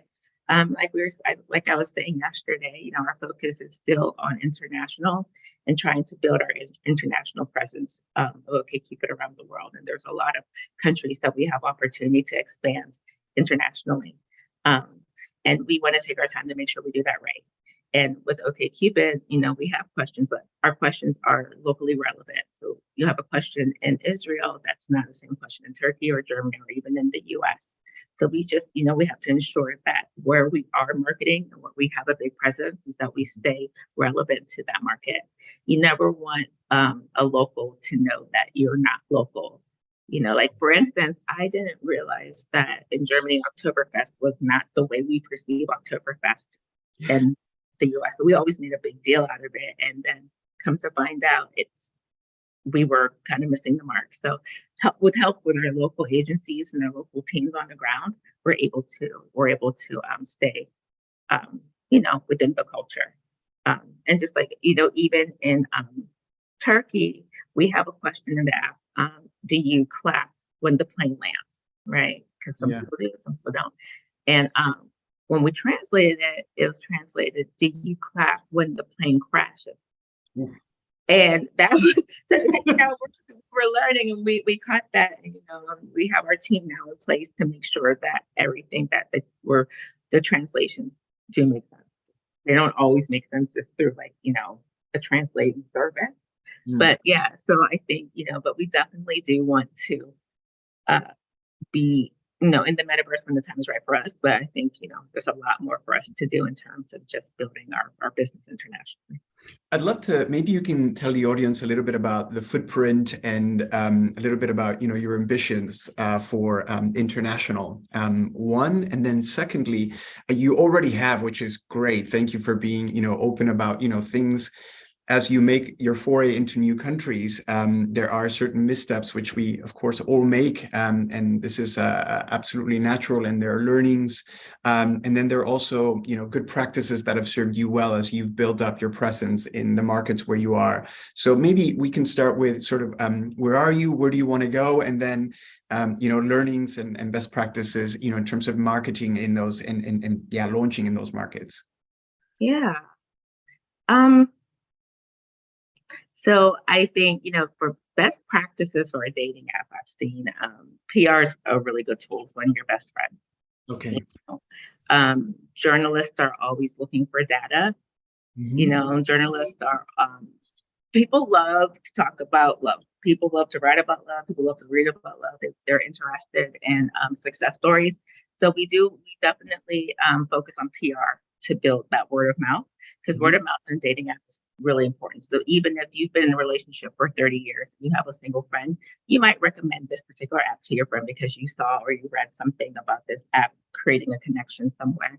So we focus a lot on PR and getting press. That's what I always say for this, like a dating app, is sort of this category. And then you also just need to have a good understanding of the culture of the dating in that market. So where we are in Israel and how we market in the US, totally different. How we market in Turkey and how we market in Germany is very different. So now my focus is really just establishing a brand in Europe, because we're going to work through Germany and build the business there, and then because that has a lot of opportunity in Germany. And then once we see success there, then we can start to expand, further into other European countries. But what I do appreciate about OkCupid is, like, we're okay with testing and learning and crawling before we walk. We are an app that's available to everybody at any point in time. So you just, before you start investing, you want to make sure that you have some organic traction, but you also know a little bit more about your market.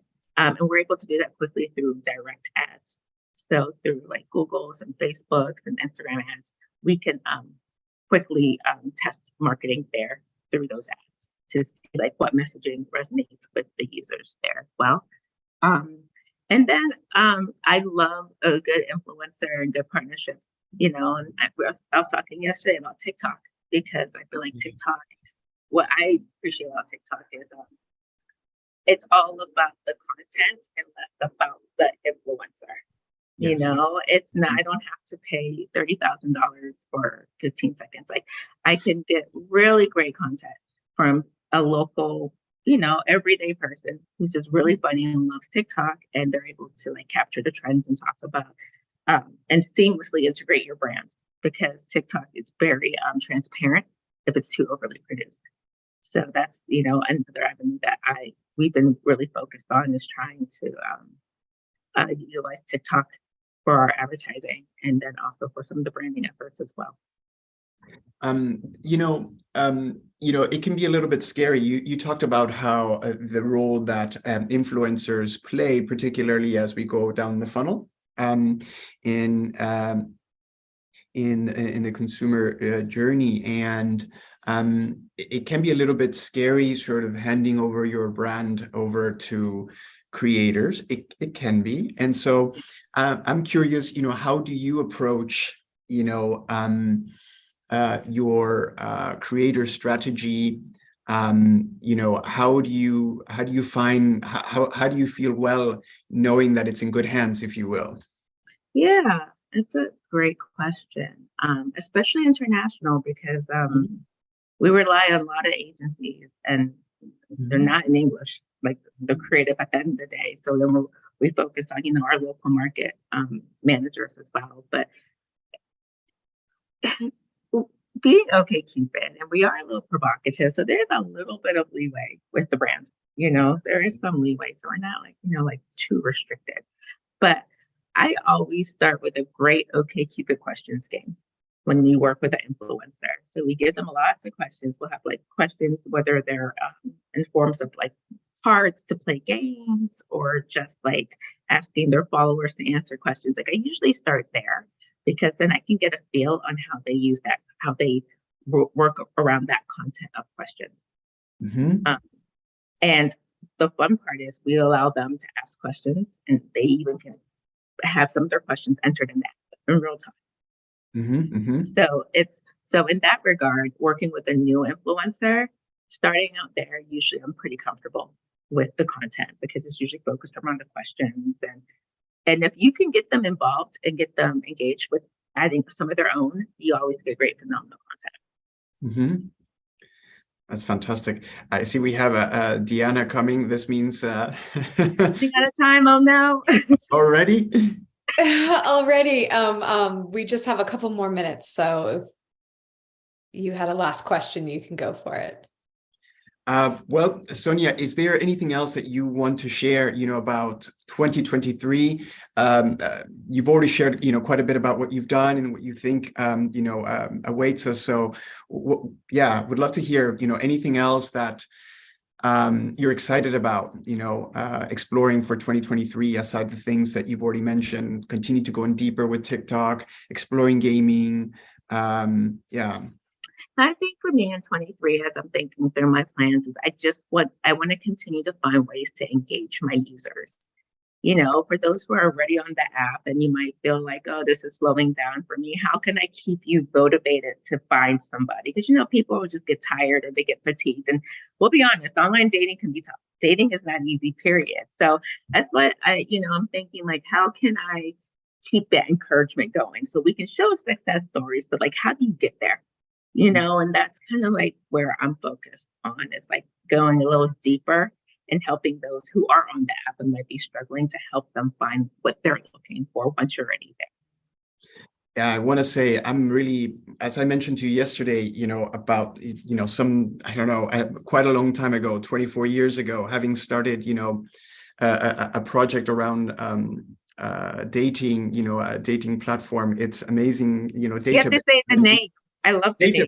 Database. Yeah. So I started some 24 years ago as a final project for a computer science class, one of the first sort of dating platforms about 24 years ago, called Database. And obviously at that stage, it was one of the more, very basic, the kinds of questions that, when asked. And I'm really happy to see how much success the platform and the ecosystem has been built, and particularly what OkCupid is doing, by, as you said, making it a safe space and allowing people to be who they are.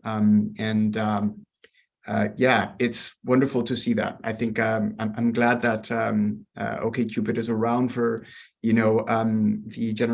generations and the generations to come. So, yeah, Sonia, I want to thank you very much for your time and your insights. So.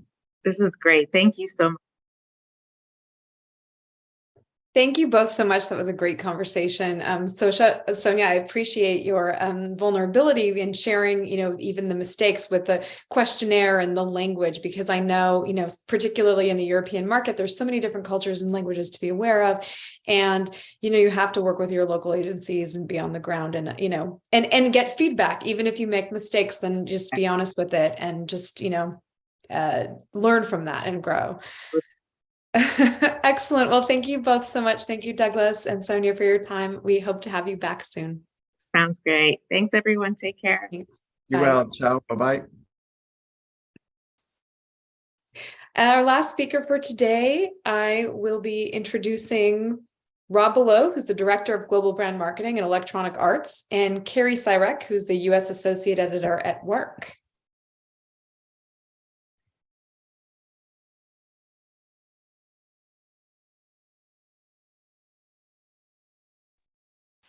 Hi, Rob. Hey, Dana. Welcome. Nice to see you. Thank you so much. Pleasure to be here. Well, sort of here, online. Yes. Space. Hi, Carrie. Hi, how are you? Good. Nice to see you. Well, we're very excited to have you both here and hear sort of about the future of gaming. We've gone over a lot of categories today, so looking forward to hearing about this particular one. And I will leave you to it. Awesome. Thanks. Thanks, Dana. Hi, Rob. Hey, Carrie. Mr. Travel Man. Doing well. So last week was a big week for you and for EA and the 28-year-old Need for Speed and your 10-year journey with EA and the brand and the properties. So you were explaining to me earlier this release was especially important for Need for Speed because of the reinvention that you went through and the return to relevance that you felt like you needed to perform for the Need for Speed, property. And it's that process of reinvention that I'm super interested in. So can you give me an idea of how you approach that? Because that's a pretty big nut to crack. Yeah, yeah. It's been a really fascinating journey actually for me. Kind of twofold really, because on the one hand, I was given the opportunity about 6 years ago to join the Need for Speed business, and it was around the same time that EA in general was starting to kind of wake up to this idea that brand was something which we should care about. Because curiously, for many years, whilst of course people use things like brand, they just meant things like logo. I don't think anybody really understood quite what brand could mean, the holistic presence of a brand and what it can mean to people in the way in which it shapes, their experience of the world. I'm a fan of brand, what does that even mean? So it was a really interesting time to be joining the company. And it was great from speaking at a personal level in terms of developing, I guess, tools that I will continue to use throughout my career when approaching the subject of brand, because the company was so, I guess, junior, for want of a better word, in this domain. It allowed us all to discover together and make a ton of mistakes. And actually, my previous manager, a lady called Tabitha Hayes, was arguably one of the people who kind of spearheaded this work and laid down a lot of really fantastic grounding that we still use now. And the journey of Need for Speed is kind of fascinating because it's as you said, it's like a 28-year-old franchise now, which kind of jumped around between studios and like I say, because nobody really was looking after the brand so much, it kind of hit the zeitgeist, I guess, in the sort of early 2K period when Fast and Furious was a big deal and just went hard, and it was bright and powerful and huge. And I think it was EA's biggest game for many years because of this. We just hit it exactly right. And then over time, I guess, as that culture was just very naturally superseded by another epoch in what people were interested in, and cars began to become less relevant within a kind of a cultural context, Need for Speed started to see decline. And as a result, because nobody's really looking after the brand, it was just kind of passed around, and one studio would have a go and another studio would have a go, and it was never really rooted in any particular insight, but more just, well, I think it should be this. And sometimes they struck gold, sometimes they didn't strike gold, and arguably a lot of those studios made really fantastic games, but what they weren't was Need for Speed. And so it became very difficult for a fan of the brand to remain engaged and to be retained across multiple products.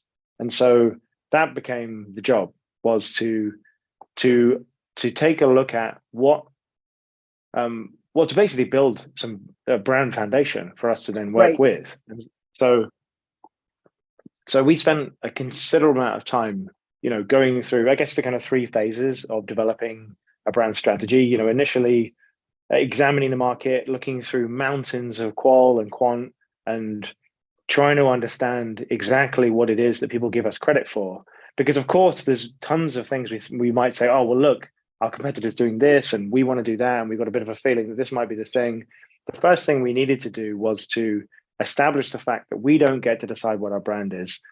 Our players have already decided what our brand is. And so we got to start there. That's our baseline. And so whilst we didn't know what our baseline was, and so we went looking for that. And so we spent a lot of time in that phase, in that kind of early work, like I say, digging through these kind of mountains of consumer insight and all this fantastic resource. That's one of the things which EA has in spades, is research, into our market, into our players, into the way people play our games. And it was my first real exposure to that as a brand marketer. And it was really, is an incredible luxury actually to have all of this data available to us. And so yeah, we spent a long time with that, architected some materials which then became our kind of go-to, our kind of golden collection of guiding insights and a description of exactly what players gave us credit for as a brand. What are our our product attributes? What are our functional benefits? What are our emotional benefits? Stuff like that. Yep. What do we mean? What's our positioning? How are we different from our competitors? And then form that baseline. And so the first iteration of that brand strategy was the game which we released 3 years ago now, called Need for Speed Heat. and that was a really well received game. It wasn't particularly innovative. It wasn't doing anything profoundly new, but it was really solid, a really good, fun game people loved. But most importantly, it felt like the Need for Speed, which they expected, and they're like, "Oh yeah, cool. I recognize this. This is what I wanted." And that was a really, really important landmark, because of the fact that the brand had been all over the place for the last, releases leading up to it. It was really important to create that foundation, because otherwise we would always be judged. People would go, "Well, why did you do that?" "No, why did you do that?" And like, that's not what I expect. And so we needed this object, this product in the market that people could be our anchor, that we could then move from, because otherwise we had no space to innovate, because we would just be attacked for it. So it was really exciting that the studio managed to do that. And so 3 years of development between that game and this game. And well, actually 1 year, it's not strictly 3, actually, to give those guys some credit. COVID did a bit of a number on game development. Yeah, we'll get to that. Great for game sales, not so great for development. And so the team actually had to go and help the Battlefield team midway through, and gosh, it was a bit disruptive, but they did it. It's been 3 years, and during that time they were able to then take some of the strategic initiatives that we knew existed within the market, and we knew we could attribute to our position within it, which others weren't, and really dial that up to really, really cement our position as how we're different from others. I think that there's a situation within gaming where if you're in a particular category, generally you're fighting for exactly the same thing. And so it ends up a bit of a race to the bottom. And so forever in racing, for instance, it's all been about polygons, the fidelity, how beautiful can it look? How graphically rich can it be? And actually there was the guy who runs the studio in the UK showed me this video they produced once, which was such a beautiful description of this problem, in the sense that I could Google now racing game, and then a bunch of Google images will show up. And actually, I, as the brand director for Need for Speed, have been for about the last 6 years, I couldn't tell you which one of those images was Need for Speed. That's a bit of a problem. Yeah, that is. Right? And it's like, because all of these games have been largely chasing the same thing, beautiful cars, beautiful settings, driving fast, all these types of things. And so actually, if you look at it, aside from a few tweaks to the UI, they're largely all the same experience. And so it stands up that, of course, the category of racing, whilst the other categories within gaming, such as shooters and other types of play, have exploded in the last 10 years, racing's more or less hasn't really grown all that much. And it's largely just down to the fact that we haven't really innovated. There hasn't really been any clear differentiation, because everyone's been going after the same thing. And so the strategy which we put Need for Speed on 6 years ago was to slowly begin to address that and really, really, really dial in our positioning, so that we can stand out and be different and offer choice as a clear differential from the other games which exist in the market. So I think it's interesting that you look back to the release prior to the one last week, and you said that that's kind of the baseline. We use that in so many ways as a true kind of North Star right now, because the property had gone through multiple owners, over its life cycle. I want to ask you one thing about that, and then we're going to go to something else. But with that baseline, you probably had some really good insights, some really good, okay, I know this is a keeper, and this is something we need to focus more, for this next rev, like for last week. What were some of the things that you saw in that kind of 2-3 year ago, where you went, okay, this has always been a part of this, but we've never really put any kind of focus or maybe extra thought into it? What are some of the things that you found there that you then built off of for where we sit today with Need for Speed? Yeah, great question. It's one of the things which we recognized was that, and I kind of mentioned it a little bit earlier, that the fact that when we were at the peak of the cultural zeitgeist, when people really, really cared about modified cars and that whole situation, cars were a thing, you know, that people really cared about. And what we started to realize, because authenticity is important for us. You know, we have a sub brand called Speed Hunters, which investigates modified car culture, and that's what you did before taking this job. Investigates modified car culture to try and ensure that the way that we present the modified car scene within Need for Speed is authentic, and it's not you know, trying to steal from that scene and just kind of cheaply represent it. It's deeply authentic. So if you're from that scene, you're like, okay, cool, I get it. This feels like my thing. So that kind of authentic thread is really important to us. And I think it's important to any brand, let's be honest. Like, authenticity is a clear differentiator, and it's how you create stickiness. But coming back to that for a sec, the thing that we realized was that as the people's appetite for car culture was just continuing to fade and fade and fade and fade, when we were leading with car culture as our hook, it's like, wow, this is becoming a real problem, like, because we're having to sell two things. We have to sell them on car culture, and then we can try and sell them on the game. Like, that's not great. And so, but we can't abandon it, because that's the center of our experience. And so we thought, well, gosh, you can't have a racing game without gearhead action in the background somewhere. You just can't. It's no fun. Exactly. And so it's at the center of our experience, at the core of our existence, and it's everything we're built upon. So we can't abandon it. That'd be dumb. And so it needs to be authentic, but we can't lead with it. So, gosh, what do we do? And so we looked within our brand universe and, you know, everything that people give us credit for, and we noticed that actually there was a huge resonance within our community for people. Often would say, and this wasn't just one or two, you know, quotes that we pulled from some market research session in like 1993. We see this again and again and again. Is sorry, but you've seen that happen many times, absolutely. Right? Yeah. I probably that still one-liner.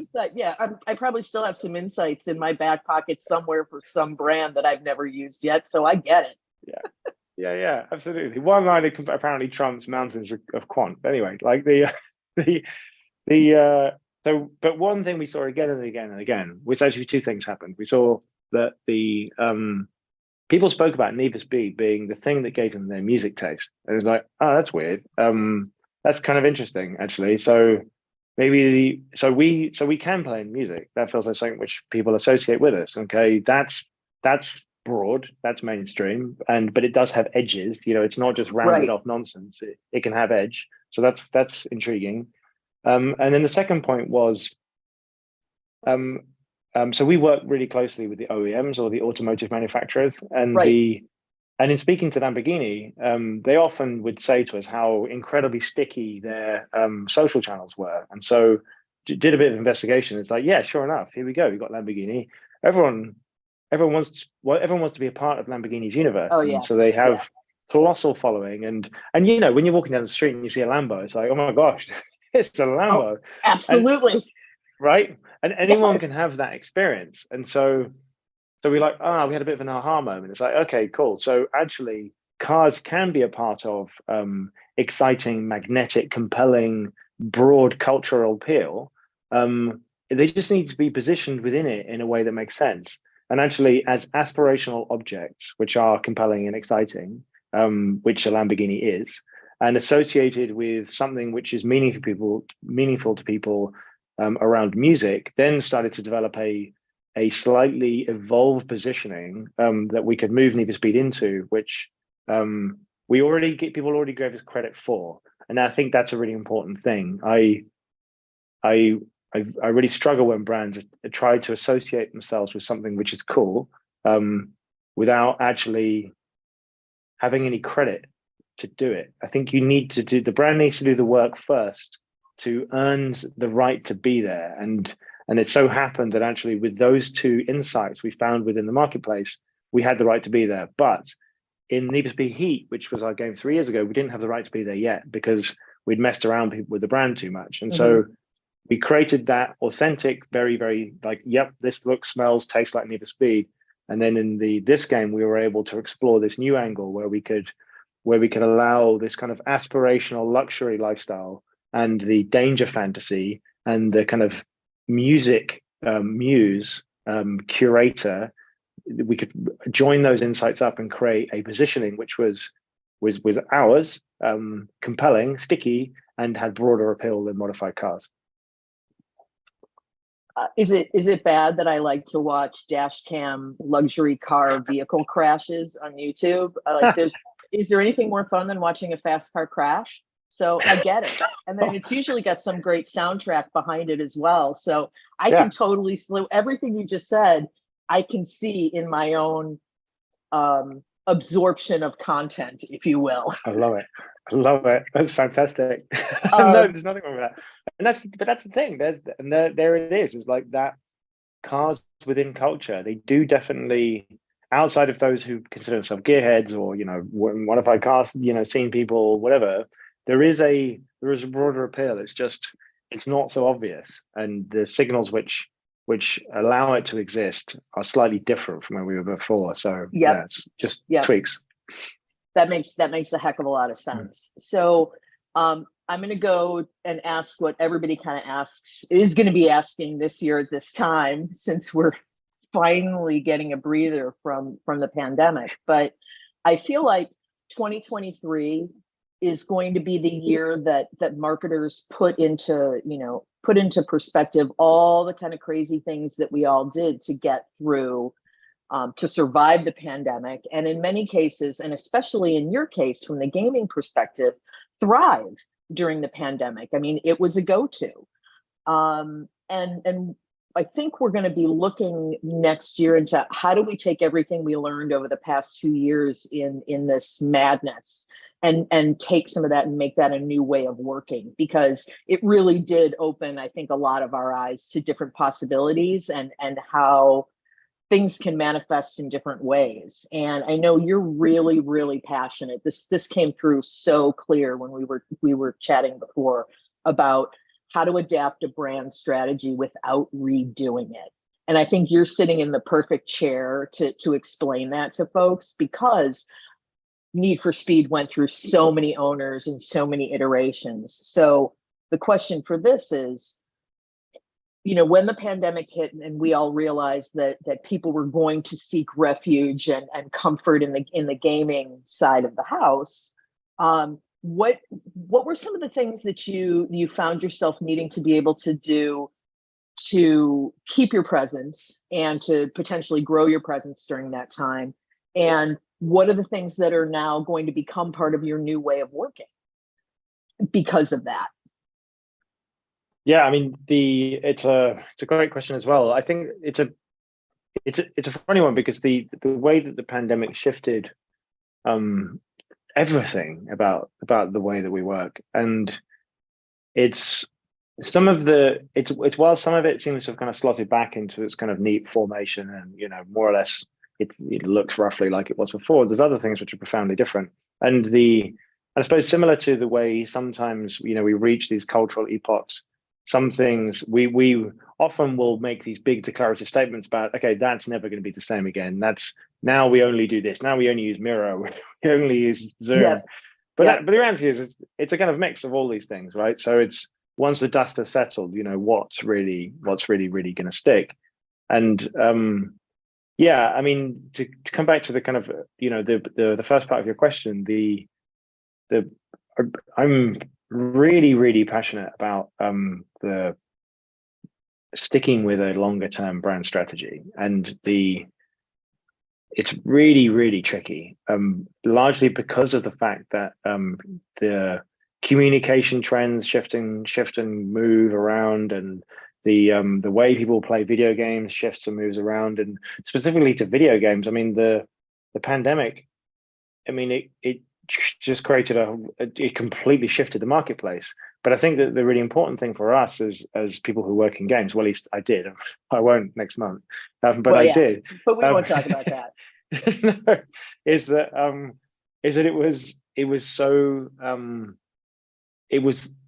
we just blew it out, right? Because suddenly, as you say, people had all this time on their hands, and so they were investing 10x the time that they were previously investing inside games. And so the ability for studios to produce the amount of content which these players needed in order to sustain their activity within the games just it changed the game. And I think what's really exciting about that is that whilst it's really important to be a little bit sober and not expect that growth and that that engagement to last necessarily at the same kind of rabid, consummation kind of like rate that it was. Nonetheless, the pipelines for creating content and for adapting to the way that players are shifting and moving with inside the games, those processes has got way better. And so at a brand level, I wouldn't change a thing following the pandemic. There's a few things which we investigated just to make sure that they still held true. We, for instance, the aspirational lifestyle thing, which I mentioned a second ago, that was a insight which we had pre-pandemic. And the people's ability to show off has always been a big part of Need for Speed. And so we thought, cool, great, cool, we're going to go with that. And then when the pandemic hit and there was all of this, it all got a bit intense, between the have and have not, and people's ability. Drake famously released that horrendous video where he was showing off his new mansion whilst people were really struggling in other parts of the world. That was like, okay, well, let's not be those guys. Let's not mess that up. And so we worked with our trends agency, Foresight Factory, to go and investigate that, to see whether this was something which we could genuinely push our fantasy towards and not run the risk of ultimately upsetting a bunch of people and doing something which could potentially have long-term brand damage. And so I'm glad we did that work, and it did actually shift the way we positioned that within the game. And that work continues. And we're always double checking everything that we do to ensure that it's going to last and isn't going to be subject to a trend, or the inverse, that it isn't a trend that we've misread that isn't going to continue into the future. Yep. So because gaming it's all about development. I mean, when you're talking about the back end side of it, it's a constant build, it's a constant reinvention in that way. And generally, in this day and age, engineers development works in a very agile manner. When I was at IBM, we took marketing in the agile side. So everything we did was kind of in that agile construct. I don't want to say fail fast, but because that's not the point. But I kind of wonder, did you take kind of a page out of that agile playbook from a marketing perspective, during COVID and then going forward, just to kind of what's going to stick, what's not going to stick? Did we get it? Did we not get it? Did we mess it up, or did we, Yeah. Do we get a gold star for something? I think I know that some gaming franchise definitely did. So the ones who are live definitely did. The live gaming. So the Need for Speed, whilst we do, and some of the other big EA games, whilst we do have a longer tail after the initial release date, and where we'll continue to publish content and big engagement pulses for the players, we're not a live game like a Fortnite or something where they do act more in that that kind of agile fashion that you're describing there.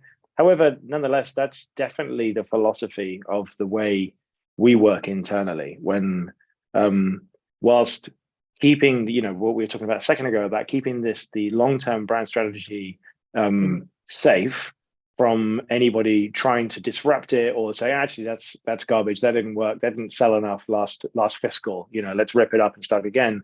We need to keep that safe. But what we do regularly is to take on new insights, new trends from various different sources that we have available to us, and then savage our work in amongst the brand team just to make sure it still holds. And by doing so, we get to watch whether it still makes sense, whether it still adds up. And so I think, because I'm a strong believer that whilst on the one hand, it's really important that we keep the edges on the work. So we can't make everything, smooth all the edges off until it's a little ball and it can kind of do anything. It can't be that. It has to have the edges in order to be useful. But additionally, those edges, I mean, everything needs to be continually tested to ensure that it still holds up. And if we're not doing that, then we're not learning. And so for instance, I noticed myself that actually, whenever I was speaking to CI, I would ask them to prove my point. I say, hey, I've got a theory about something. Can you go and find if there's some evidence of this? And then often come back saying, people, back me up. It's like, yeah, right.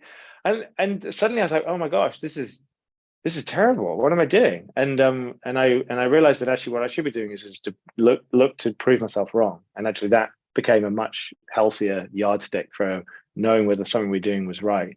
When you have a hypothesis, let's try and make it wrong. And the stuff which lasts, that's the stuff which stays in the mix. That's actually a perfect segue into another thing that we had talked about was, culture right now, societal concerns, trends. Those really are now table stakes for brands. Like you ignore that at your own peril. And consumers are demanding way more relevant, and I'm gonna use the word dialogue because it really is. For the last decade, we've talked about conversations with brands and consumers being a two-way street, but we never really kind of jumped all in with that. It's mostly push, and right now, consumers will have none of that. Consumers want their voice heard. Consumers want brands to interact. It's just not pushing those messages anymore. So, in the rebuild and the reinvention of Need for Speed, you needed to find a new place for it in the culture at large. And that really means digging further into the human element, the societal element, the culture, especially culture. So what were some of the things that you discovered initially? And if you notice, I'm a big fan of initial discovery and how you jumped off and where you went with that. So in a lot of ways, it's what you just described, testing your hypothesis, proving the hypothesis wrong, right, or otherwise. So how are you approaching culture, and how did that manifest in the current version from the release from last week? It's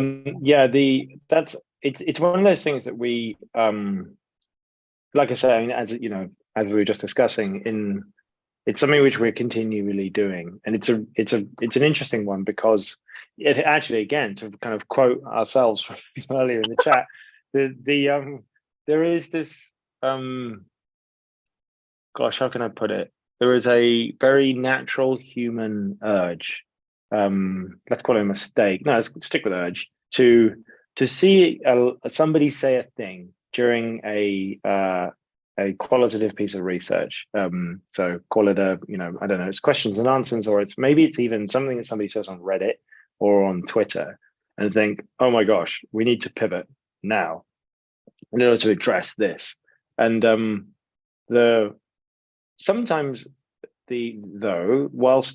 I'm always the urge, like, hey, let's slow down a sec. The Twitter is 0.25.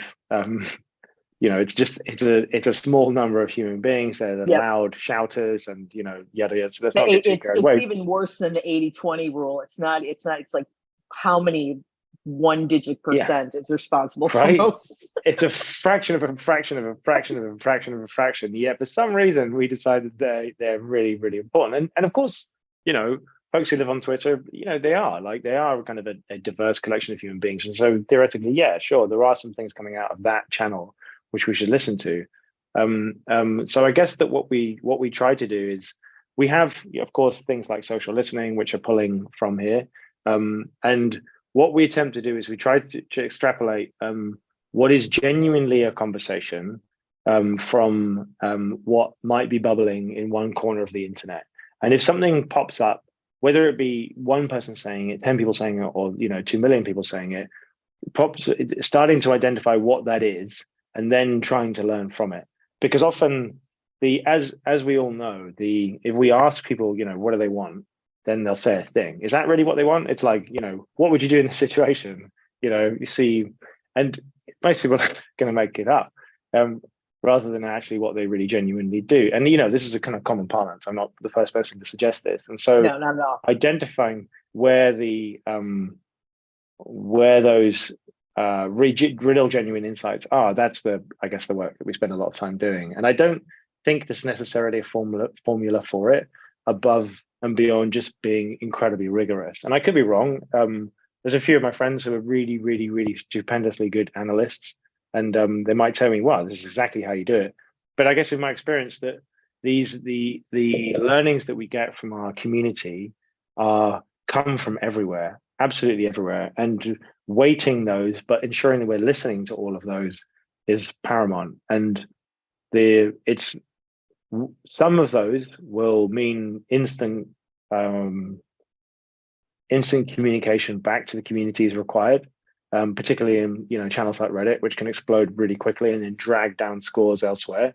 And others are really, really, really juicy nuggets of inspiration that we can use to go on and inform massive, massive pieces of strategic work we can take us into growth in whole new areas. And things like the community's point of view regarding music being a really good example of that. That's something which really counts, and really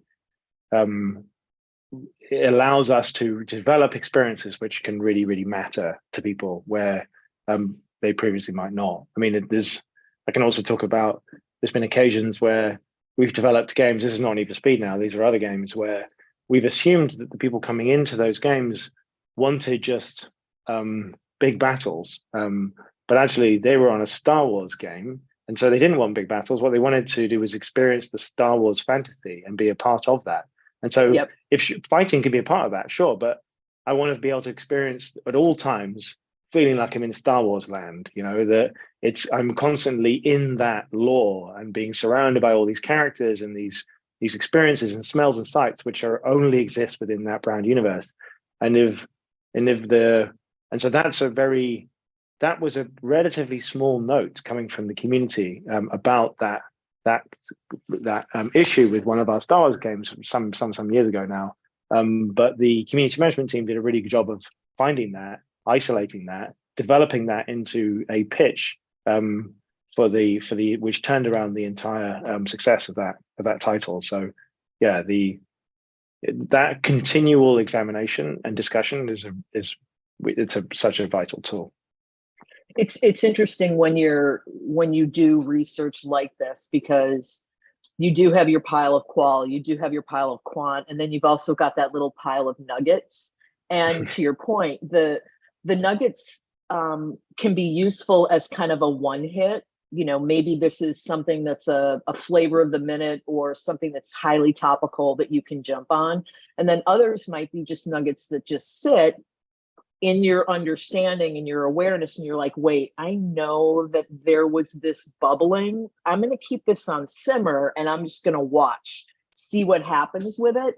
And maybe I can prove, disprove, or otherwise, but you know, you never kind of throw away insights, no matter, you know, good, bad, or otherwise, because you never know when those are going to become useful again. It's so true. It's so true. And it's amazing.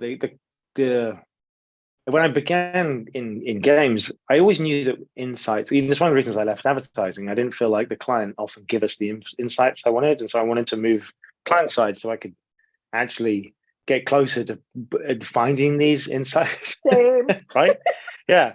And so and then once you start to see them real, it's like, oh my gosh, this is amazing. And everything else becomes easy after that, right? If you have those nuggets, as you so perfectly put it, then when they can be described explicitly and they can be at the very center of everything, then the rest of the work becomes relatively straightforward and is always defendable, because it can always come back to this deep player insight or consumer insight, depending on which market we're in, and then it becomes less about I think, I don't like green. It's like, doesn't matter if you don't like green, this guy does.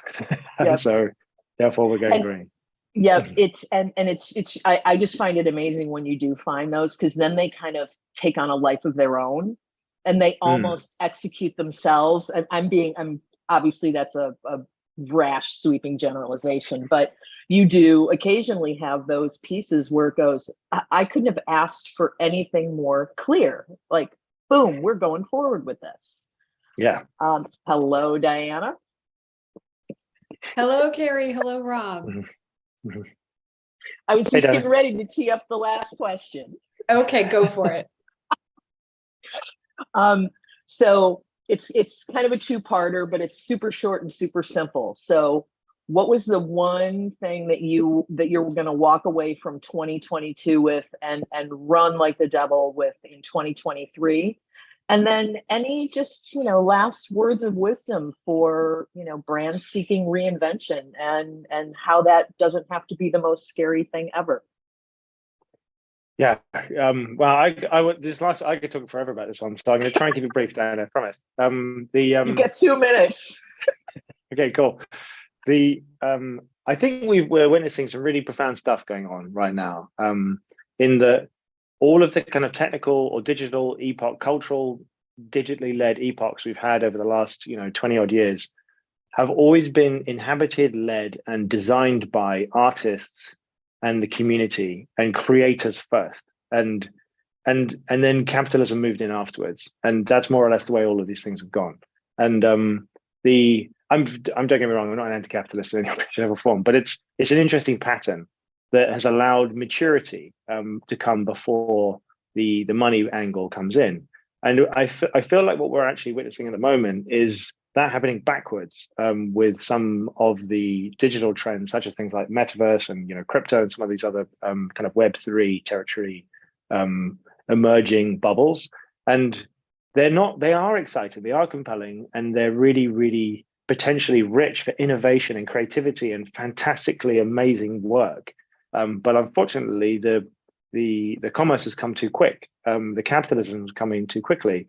And so the benefits are being described through potential abilities to capitalize on them, which is not particularly appealing and doesn't leave any room for creativity. And so I worry about the futures of those technologies because of that. And I suppose it ties in a little bit to your second question about brands, seeking reinvention. It lies in authenticity and creating something which is generally rooted in a insight about the market, about something that people genuinely want. Yep. And so if we start there, which is basically what the metaverse needs and not capitalism, it needs what do people really want from it, then we have the opportunity to build something fantastic and exciting and authentic and therefore sticky. So hopefully did those two questions some justice with 2 minutes. Makes perfect sense to me, and you came in right under the wire. We're not going to kick you off. That was great, Rob. Thank you both so much for being here today. Great conversation. Look forward to seeing how this all plays out next year, and wish you both happy holidays. You too, and thank you, Likewise. everyone, and thank you, Rob. It was a pleasure. I enjoyed this a lot. Thank you so much, Carrie. Yeah, me too. It's been great. And thank you, Brand Innovators, for hosting us. It's been fun. Yes, thank you. Thanks so much. All right. Well, that's the end of our day here. Thanks everyone for joining us. Thanks to our speakers, to our sponsors, and to you, the audience, for tuning in. We hope that you'll check us out again. We have another event coming up later on today. Please tune in, check out our website, and